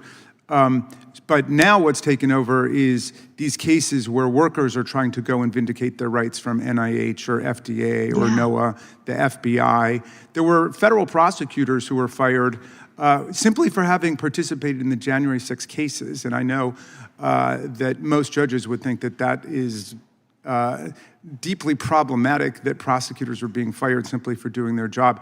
If we don't have the judges to deal with this, would we be in a dangerous situation with respect to an executive branch cannibalizing all parts of the government? Well, we believe the need for new judges is urgent and necessary now. Well, I agree with you about that, and I thank you for your testimony and for your hard work. Thank you. I thank the gentleman. And with that, we go to the gentleman from California, Mr. Kiley, for 5 minutes. What, Gerald? They gave him a Thank committee? you, Mr. Chair. I am a co-sponsor of the Judges Act, your legislation, which we worked very hard to get passed last year, which passed the Senate and the House with overwhelming bipartisan support. But unfortunately, it was vetoed by former President Biden. I condemn the former president's veto in the strongest terms. This was done for one reason and one reason alone, because he lost. Is there any doubt at all that if former Vice President Harris had won the election, that President Biden would have signed that legislation? And the way that it was crafted was in order to try to shield the bill from these sort of crass political calculations, from the pettiness and rank partisanship that ultimately dictated former President Biden's decision. It was crafted and passed from behind a veil of ignorance. The Senate passed it overwhelmingly in August of last year before we knew who the winner of the presidential election would be. Not only that, but the appointment of judges was phased in so it wouldn't just be the next president or now the current president who would get to make all of the appointments. And so, you know, I get asked a lot at town hall meetings, at other gatherings from constituents, how do we overcome the political division in this country? Why do things keep getting worse and worse? And this is just a perfect example where you had a president starting to collapse, who defied the bipartisan will of Congress, who defied the recommendation of the Judicial Conference simply because he was upset with the outcome of an election and didn't want to cede any advantage to his political opponents. I think it's absolutely what are you talking about? Disgraceful. Oh, and the reality is that Get we over have yourself, bitch. Caseloads in every circuit in this country that have become a serious problem. At this point, there are 210,800 cases, civil cases, that have been pending for more than 3 years. I'll say that again. The number of cases that have been pending for more than 3 years is over 210,000, and of course there are many that have been pending for much longer. Now, it should be acknowledged that some of this represents the propensity for frivolous litigation across many different areas of law. But it also reflects the fact that we have not, in a significant way, authorized new judges since 1990. And so what's the consequence of that when we have this sort of limited access to justice? Well, imagine if we had a judiciary that existed on paper, but we had no judges at all. At that point, we'd have a constitution, citizens would have rights, but there'd be no means of vindicating them, no means of enforcing them, so they'd be essentially meaningless. Well, that same problem exists to a commensurate degree if we have an inadequately staffed judiciary. If we have citizens who have to wait years and years and years in order to have their cases resolved and heard. And when you have these cases tied up for so long, this is just an enormous deadweight loss in our economy. Protracted litigation doesn't result in any sort of increased productivity or anything like that. It's just sheer loss. And what's more, it particularly disadvantages smaller litigants. Let's say a startup trying to defend its intellectual property. While this case is going on for years and years and years, they're not able to market their product, they lose market share, they're not able to get investors, the company might die. And in fact, some larger litigants explicitly use that as a strategy in order to prevail in their cases. So it's worth asking, why is this the case? Why has the rest of government continued to grow and grow and grow, but we haven't been able to keep up with the number of judges we need? And I would surmise that perhaps it's because judges don't have high-powered lobbyists who are able to go around, aren't able to mobilize powerful interests on their behalf in order to expand their ranks in the same way that you have for other areas of government. But maybe I'd ask you that Weaponization question, of blah, Judge blah, blah. Timkovich. Why do you think this has become sort of a persistent problem where we're not able to maintain the number of judges that we need? And do you see any solutions to Thank you, Carla, that for would reminding me. help us overcome some of the political barriers? Like I said, I testified on this very issue 10 years ago. Has these feelings, and the problem was grave then, and it's only gotten worse over the last decade. Last year, a bill did get through both houses of Congress. So, to the extent the process works with what you up there do, not what we do, we're hopeful that there can be an opportunity to solve the problem on the judiciary. We currently have 20 judicial emergencies around the country. They're not located in one district or another. The bill that was proposed involves 25 different courts, district courts over 15 different states across the country. So there's widespread need for the bill, and there's widespread opportunity for members of Congress to address needs within their local communities as well. Thank you. I yield back. Gentleman yields back. We now go to the gentlelady from California, Ms. Lofgren. Well, thank you very much, Mr. Chairman, and thank you, Judge, for being here. It's not often that we get a chance to talk to a judge in these chambers, and it's very much appreciated. And the fact that you were served on the FISA court, I think, is I gotta record that one too. God, I'm really terrible. I have a lot of music in my. You are held by your colleagues. I just cleaned some of my room though. So I appreciate that. In addition to the workload issue that you've raised, I think it's very important that we guard the integrity and independence of the judicial branch. Last year, the Ninth Circuit Judicial Council referred former Judge Joshua Kindred to the House for impeachment due to serious misconduct, a hostile work environment, inappropriate relationships with law clerks, false statements, and the like. This was extraordinary. Since 1804, only 15 federal judges have been impeached. And as you know, the constitutional standard for impeaching a federal judge. Oh, this is the sweatshirt I got during the fire benefit. When we watched the fire concert, I made a donation and got a sweatshirt too. Misdemeanors, which Let me show some you. interpret in conjunction with the Article 3, Section 1 standard of good behavior. Judge, to your knowledge, has the Judicial Conference ever referred a judge for impeachment simply because of a disagreement over a ruling?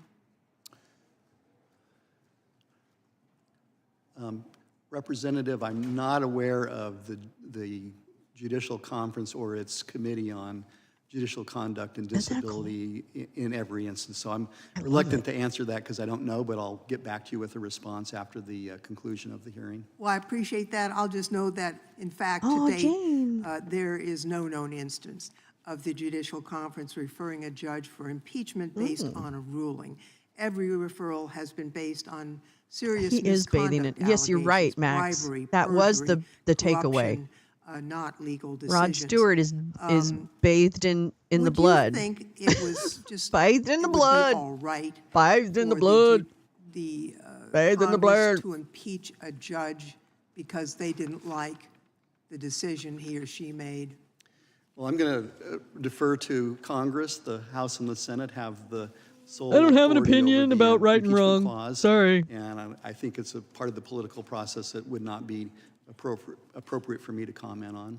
Well, I'd just like to note that just last week, well, one sir, of if my you can't colleagues comment the on other that, side of the I aisle don't know filed why an we're here. impeachment resolution Okay. against Judge Paul Engelmeyer, not for misconduct, but because of a ruling they disagreed Generally, with. do you guys in Canada like your parliamentary system? Representative Van Orden Do you feel posted that's this more on X, effective than quote, "The our American people bicameral gave kind that of, or real whatever the Donald fuck Trump is a we have? mandate, and no politician disguised Well, how as do a our juror Canadians feel about will their interfere system of with it." government? And then over the weekend, Elon Musk demanded that Judge Abelson's impeachment after he blocked an executive order on DEI. And Musk has also urged Congress to purge judges who rule against Trump. So I'd just like to note that not only would it be improper I know, and but I unconstitutional just wonder if you think it's a to better impeach judges because of their decisions. representation. The proper response is to appeal those decisions. But it has potentially the impact of intimidating judges. Now I get the real information. Who should Yeah, be completely we think we're better independent. than And you. I will note that for the most part, the judiciary here in America has made their rulings, doesn't matter who appointed them, based on the facts and the law. And that's just what we need. What in the about third, Aileen Cannon? branch. Where's that I'll just bitch say these one days? other thing on Anybody seen immigration Aileen? issue. For years and years, She getting her Judge toes Mary, licked Schroeder down at and I Mar-a-Lago? worked together trying to come up with a solution to the appeals problem in the Ninth Circuit, but also elsewhere. And it's not just the number of judges, but how we structure that whole system. I would recommend that you take a look at a bill I introduced called Real Courts, Rule of Law, that would help clear up the procedures to relieve the burden on the judiciary. The Federal Bar Association told me it was one of, if not their top. Gentlelady yields Thanks, back. Jane. We now recognize the gentleman from Kentucky, Mr. Massey. Mr. Chairman, I'd like to yield my time to the chairman. I thank the gentleman. Your Honor, I won't ask you to comment on maybe the former majority leader in the Senate's threat against the court. So even though I have seen those sort of things, I will ask you to opine on one thing that is slightly outside of today's hearing, but I think it's well within your jurisdiction or your history and knowledge. Fun fact. And that is, Hey, Reese one of the Witherspoon's bills that is update. being Thank you, Jim considered Nalgren. as part of today's hearing is Oh, you froze for a minute? I'm HR sorry. It might be because of 1526, the low No Road bandwidth on my Ruling end, Act, so you may which get would some. limit the Yeah. decision power when made outside the DC circuit. In your history of seeing things which affect Washington, D.C. and the executive branch that are filed all over the country, as the over 100 cases, only 9 have been filed in the D.C. circuit. Not from what's right or wrong, but from an efficiency standpoint, Yeah, it could happen because I think Bobo's also on the computer. Is it in fact appropriate that national Making movies. prohibitions on the executive branch most appropriately be brought historically to the D.C. circuit for handling? Mr. Chairman, I don't have the authority to comment on that on behalf of the judicial Why are you conference, here then? obviously. As an appellate judge, what have you seen? Well, as an appellate judge, we do hear cases from administrative agencies throughout the circuits, but it's a more limited jurisdiction. I think the conference would be happy to study the details of the proposed legislation and then comment when appropriate when they understand what exactly the legislation is intended to. I appreciate that. In your viewing of history, though, isn't it true that most commonly a decision by a district court judge or even the appellate court in one circuit is not binding on others, but in fact, that's what the Supreme Court does, is find ambiguity between multiple circuits and settle it once and for all. That's essentially the history of 200 plus years. Yeah, that's correct. Okay, we'll just leave it as we have a long history, and that's not what's happening in these national prohibitions. Back to the court. Since you're not going to answer my question, I'll answer my question for myself. Impeachment is a political decision. Carla, you're on fire and so today the with the judicial comedy, with the conference writers' room. weighing in and Hashtag writers' recommending room. a political solution If loving you is wrong, is not likely to be anything. Although in your history how'd I looking lose at that, half my the viewers? judicial conference does in fact Oh, wait, I review the didn't. conduct I'm so confused. of There's two judges different and counts. does offer a I wonder path what it really to, is. Disciplining. I mean, not that I and/or just noticed it. disapproving It's not of a big actions deal. of judges. I'm like, oh, that's in curious. addition to their chief judge in each circuit. Isn't that true? All the haters went, that's it. And She's not going to say during your anything. time, there have been a number of efforts by both this Supreme Court Chief Justice and others to strengthen that capability. Is that true? You'd have to give me some more. Okay, we're going to take a minute because there is, hold on. If loving you is wrong, I don't want to be right. Let's see. Where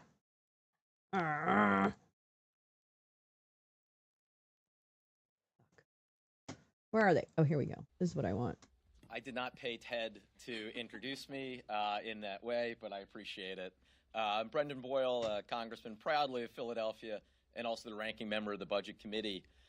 This is a Democrats news conference. The Republican budget represents the Republican betrayal of the middle class. Yeah. It cuts at least $1.5 trillion, including at least $880 billion from Medicaid, in order to partially pay for trillions of dollars in tax cuts, most of which go to the richest 1% of Americans.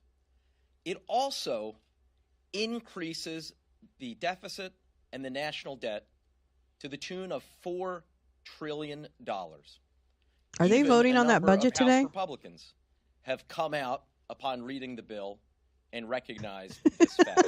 Elon And by the fired way, at this my is from the same viewers. crowd that for the last 4 years did nothing but shed crocodile tears over the national debt. So you can see why this is such a Republican betrayal of the That's a middle cool class. tie. It betrays the very folks who voted for Donald Trump in order to bring down costs at the supermarket. We haven't seen 1 second spent on that subject. What we have seen is that yet again, the top priority for my Republican colleagues is to cut and slash government programs, most especially Medicaid, in order know to he blends in, finance doesn't he, tax Jane? cuts for the richest 1%. And let's be clear about it, because there are some on the other side who are attempting to confuse people. This absolutely guarantees Medicaid cuts that would amount to the largest cuts to Medicaid in American history, all to deliver tax cuts for the richest 1%. With that, I'm happy to yield to a great Budget Committee member, my friend Veronica Escobar. Thank you, Chairman. Thank you, Vice Chair. Thank you, Ranking Member. Buenos dias. It's my privilege to be here standing with great champions for hardworking American families. I think it's really important for us to remember what happened last year. Last year, the American people went to the polls and overwhelmingly told candidates and told incumbents, we want you to focus on the cost of living. We want you to lower our everyday costs. We want you to tackle inflation. Where are we today? We are seeing inflation increase. We are seeing costs go up, and the American people need our help. This budget not only doesn't help, I need them to be very specific about this now. Budget will devastate. I don't need the hardworking feelings. Americans in a way that is absolutely a betrayal of the middle class. This budget will make Americans sicker.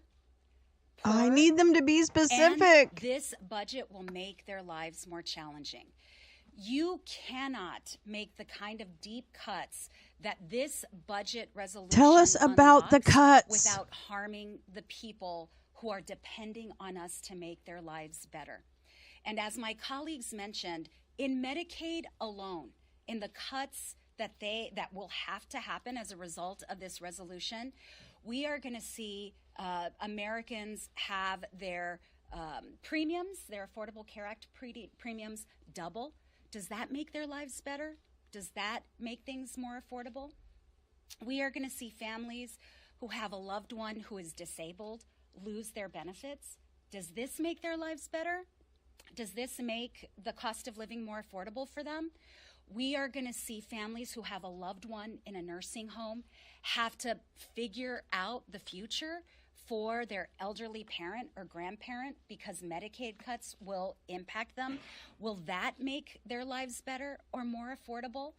When community hospitals close, when community clinics close, will that make people's lives better or more affordable?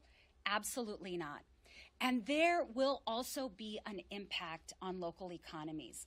We have data that shows for every dollar spent on SNAP, that means $1.50. That means it impacts the local economy by $1.50.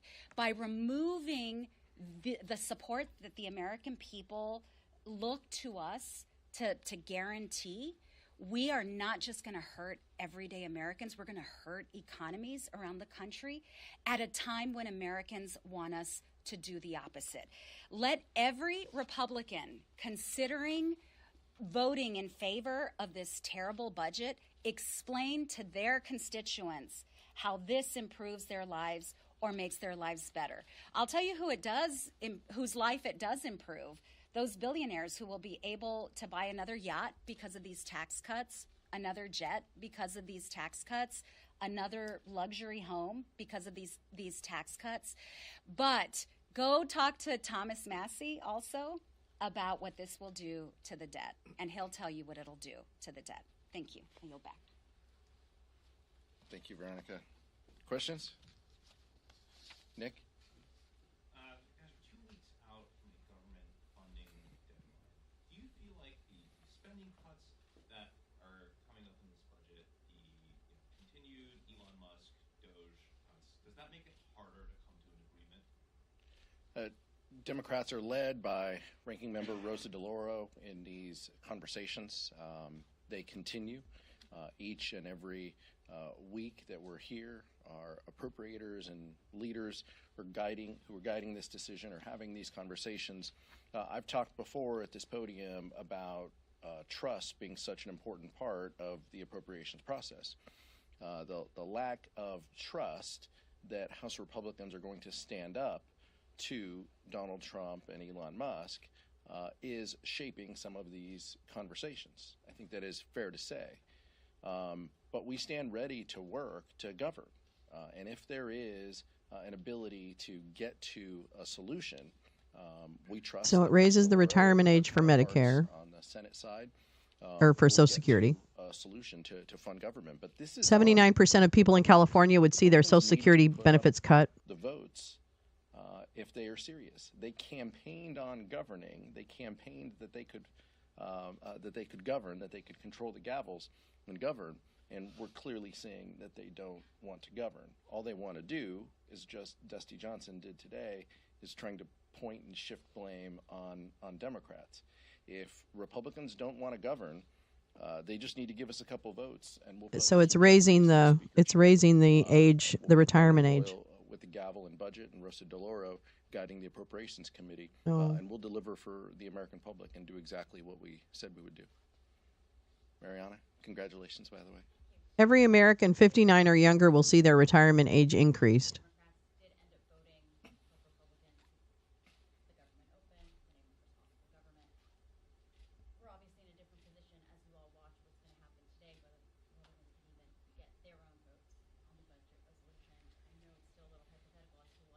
Cognitive elite.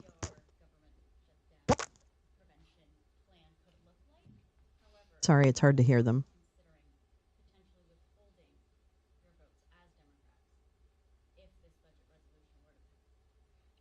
Look, the details go. matter That's right. on all of this.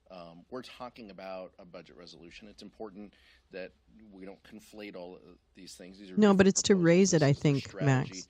to enact tax cuts for billionaires at the expense of the working class. That's what we were dealing with this week.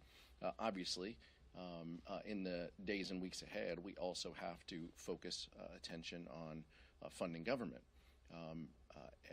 Democrats are at the table. We're having conversations. Republicans are the ones that walked away and said that they might need to consider a CR.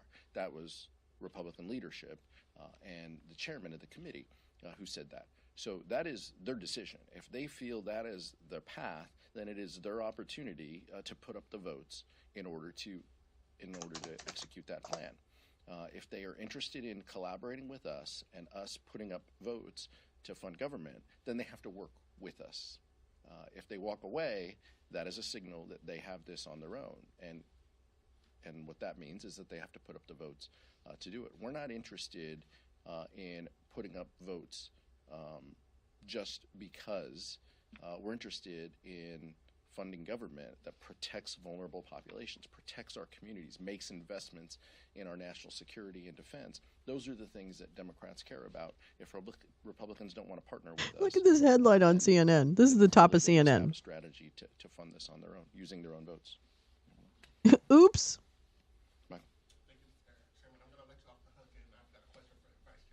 Oh, this is perfect. This is an amazing start to the morning.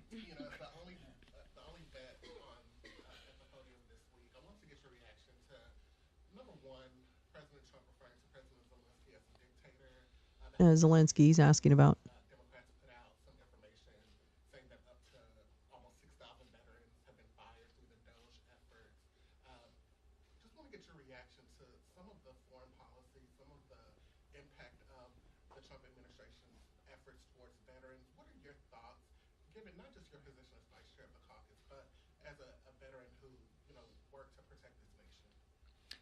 Thank you for that question. Donald Trump acts like he is scared of Putin. I don't know why that is. It is highly disturbing. But from Trump's comments in the past where he said he would trust Putin over our own intelligence officials, when Trump basically went to Helsinki, and you could tell from his body language, he basically bowed down to Putin, to now Trump just saying things that are completely false. Zelensky is not a dictator. Ukraine did not start the war. Russia invaded Ukraine not once, but twice. They invaded Crimea in 2014, and when the world didn't do very much, they invaded again in 2022. And as a veteran, it is just completely outrageous to see Trump's misinformation in his comments about Russia and about Putin. And then the indiscriminate firing of employees at the VA and many agencies.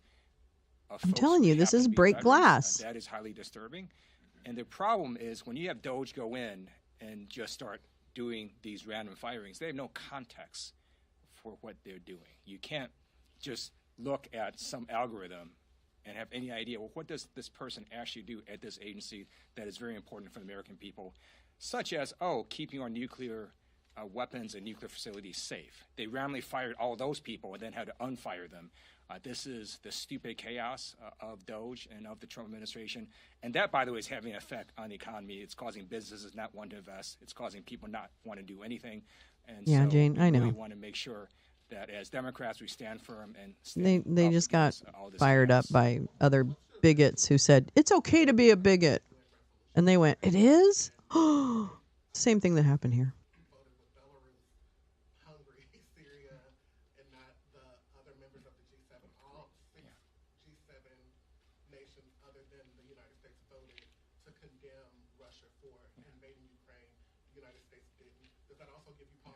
It was a shameful day for America. We used to fight the axis of evil.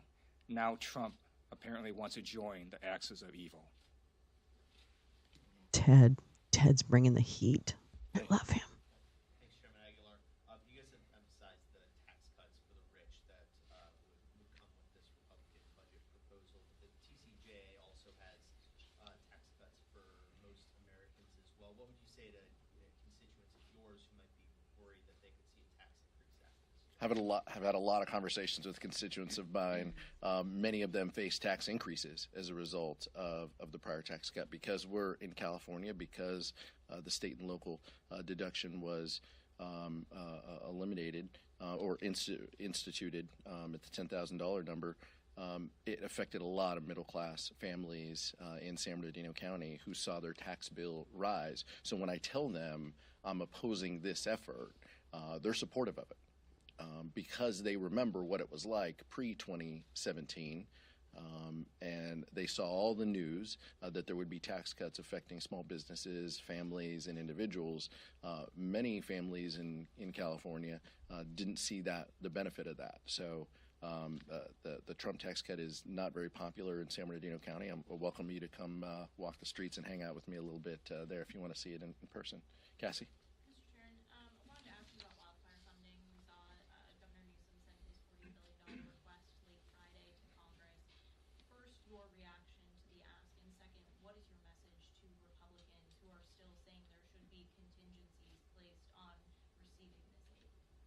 We're aware of the ask. We saw the letter from the governor. With respect to Republicans, I think it would be absolutely shameful and un-American to treat this disaster unlike other disasters. We did not add conditions to North Carolina. We have never added conditions to Louisiana or to Florida. Californians, Pennsylvanians, Texans, we support each other. We're all Americans, and when we suffer through a natural disaster, the expectation from our constituents is that as Americans, we're there with each other. So to add conditions that have never been done before to this is shameful. And I hope House Republicans speak against this proposal. And our expectation and hope is that this works through the normal process, just like we have in the past. But the Small Business Administration, the Army Corps of Engineers, FEMA, they need these additional resources to serve our communities who have been through a disaster. Vice Chair Liu's constituents, and I know he's had staff members affected directly, so I'd like him to say something too. But we cannot condition aid based on red states and blue states. That's not who we are. If you were an American, That would be dumb. Natural disaster and tragedy. Yes, impeach this fucking guy. Yeah, where's that? Al Green brought impeachment Thank you, Chairman. motion. What happened to that? Fires was in the area of Altadena. Yes, you can I say encourage the you F to word. Go look that up, where Altadena is. Oh, It's did it not let you inland. do it? One of the Trump administration's conditions on aid is to Yeah, they don't have eliminate the California votes. Coastal Commission. What does an inland city like Altadena have to do with the Coastal Commission? Nothing. This is a completely ludicrous condition they're trying to put on, and they're leveraging the pain and suffering of disaster victims to extract their pet policy preferences. It would be like Democrats saying, we're not going to vote for hurricane relief for Florida if there's a future hurricane because we want to randomly eliminate some commission in Florida. It's just completely absurd. The Trump administration should be ashamed of themselves for trying to use the pain and suffering of Americans to get random conditions through. We're not going to stand for it. A few minutes ago, House Republican leadership was in here saying that Medicaid is not mentioned in the bill and that Democrats are fear-mongering by bringing up Medicaid cuts. What is your rebuttal to that? Clearly, I'm going to yield to Ranking Member Boyle. The Republicans say there's no Medicaid cuts. What do you say? We've hit a nerve. The math just doesn't add up. They did not say where the $880 billion of cuts from the Energy and Commerce Committee that this document directs, they did not say where those cuts come from. They did not say that Medicaid, they could not tell you that Medicaid cuts were excluded because they know they have to address Medicaid. They have to cut Medicaid in order to make their math work. It is unfortunate. But we've heard a variety of excuses from them in the past 72 hours. This is a procedural If it's not vote. true, This doesn't say show Medicaid, us. Right? They aren't Show us sure, where the cuts are coming because from. their If it's conference not is so true. divided, they're utilizing If Medicaid is every safe, strategy they tell can us. to try to get their members to What's the support this matter? bill. We won't Cat stand got your for it. tongue? We stand with our communities, hundreds of thousands in each of our districts who benefit from Medicaid. it's not what get they our say. healthcare delivered by Medicaid. We're going to listen to our constituents. They also said to do the same. they said a lot of things. Yes, I've heard a number of my Republican colleagues say that. It's incredibly disingenuous, and here's why. Occasionally I will be at the kitchen table helping my daughters in the 5th grade with her math, and her teacher is big on show your work. So I will follow that advice and show my work now in terms of why they have to cut Medicaid in their own instructions. Their resolution calls for at least, as a floor, $880 billion to be cut by what is under the purview of the Energy and Commerce Committee. If Energy and Commerce Committee said, we don't want to cut Medicaid, instead we will cut literally everything else we possibly can, 100%, that only gets you about halfway to the $880 billion. So by definition, this is important. They have to, as a minimum, cut hundreds of billions of dollars from Medicaid. Yeah. And I remind everyone again, I keep stressing the word at least. God. Because in that 12-hour markup we held last Thursday in Budget That Committee, part. at the 12th hour, The House Freedom Caucus got a big win. I'll give them credit. They were able to get in an amendment that raised the total cuts from $1.5 trillion to $2 trillion. So when we talk about $880 billion, that is the absolute minimum in order to satisfy that amendment that was added. So it's pretty clear who is driving the bus on the other side. It is the most extreme I like this guy. members of the House Republican Conference. And the math is quite clear. There will be hundreds of billions of dollars to Medicaid in their budget resolution, the largest in American history. Oh, shit. Thank you so much. That's going to impact Republican memas too, you know. Okay, that's not just okay, stop. That's not just blue state memas. Okay? That's Republican memas too. Oh my god. Oh my god. Wow. All right. Here's the plan, folks. Let me tell you the plan. Okay, we've got a plan today. Hold on. Hold on. Hold on. I'm coming. Hold on. I'm coming. Hold on. I'm coming. Hold on. I'm coming. He's a rising star being groomed along with the AG of the state of Washington. Very good. He's very Obama-esque. Former military JAG. Ah, love it. Love it. I love smart lawyers. I really do. Hot, hot, hot. Hospitals are the major employer in many rural communities. Absolutely, Max. And cuts to Medicaid services will close hospitals because they rely on that money to serve the populations that they do. So I read a Politico that said when McCormick got back to D.C., he was requesting Musk to be nice. Oh, my God. Are you kidding me? Oh, my God. Yeah. So here's the plan. Let me show you what's coming up because I'm going to come back. I'm coming back for Twice Bake today. Oh, ladies, I'm coming back. Okay. Let me show you. Oh, that's not the right one. Sorry. What I meant to say was, I'm coming back in 2 hours. No, 2.5 hours. 2 hours and 20 minutes. Because we're going to watch this, which is entering the golden age, ending the weaponization of the Justice Department. Hell yeah. Come on. Jimmy Jordan, Jamie Raskin. Does it get any better than that? How about that? How are you going to spend your afternoon? You're going to spend it right here. So I'm going to go ahead and close this one down. I'm going to take a little break and then I'm going to come back for these other things for my Twice Baked today. So I really hope that you all will come back and join me. This morning, I'm sorry for the hopping around. But I'm going to tell you, I just couldn't handle it. The thing about taking away... Wait, what? I got to read about that bill, too. I got to read about that. Actually, I want to do that. I want to read about that bill. Golden years, bum, bum, bum. Mm-hmm. Oh, run for the shadows, run for the shadows. That's a great song. Yeah, so I'm back, baby. No, you're getting all Lolo all day long, motherfuckers. And tonight is documentary night. Get out of town. It's all Lolo all the time. Oh, that'll make some people so mad. Don't apologize. Hey, you know what? We work hard for you. We work hard for you.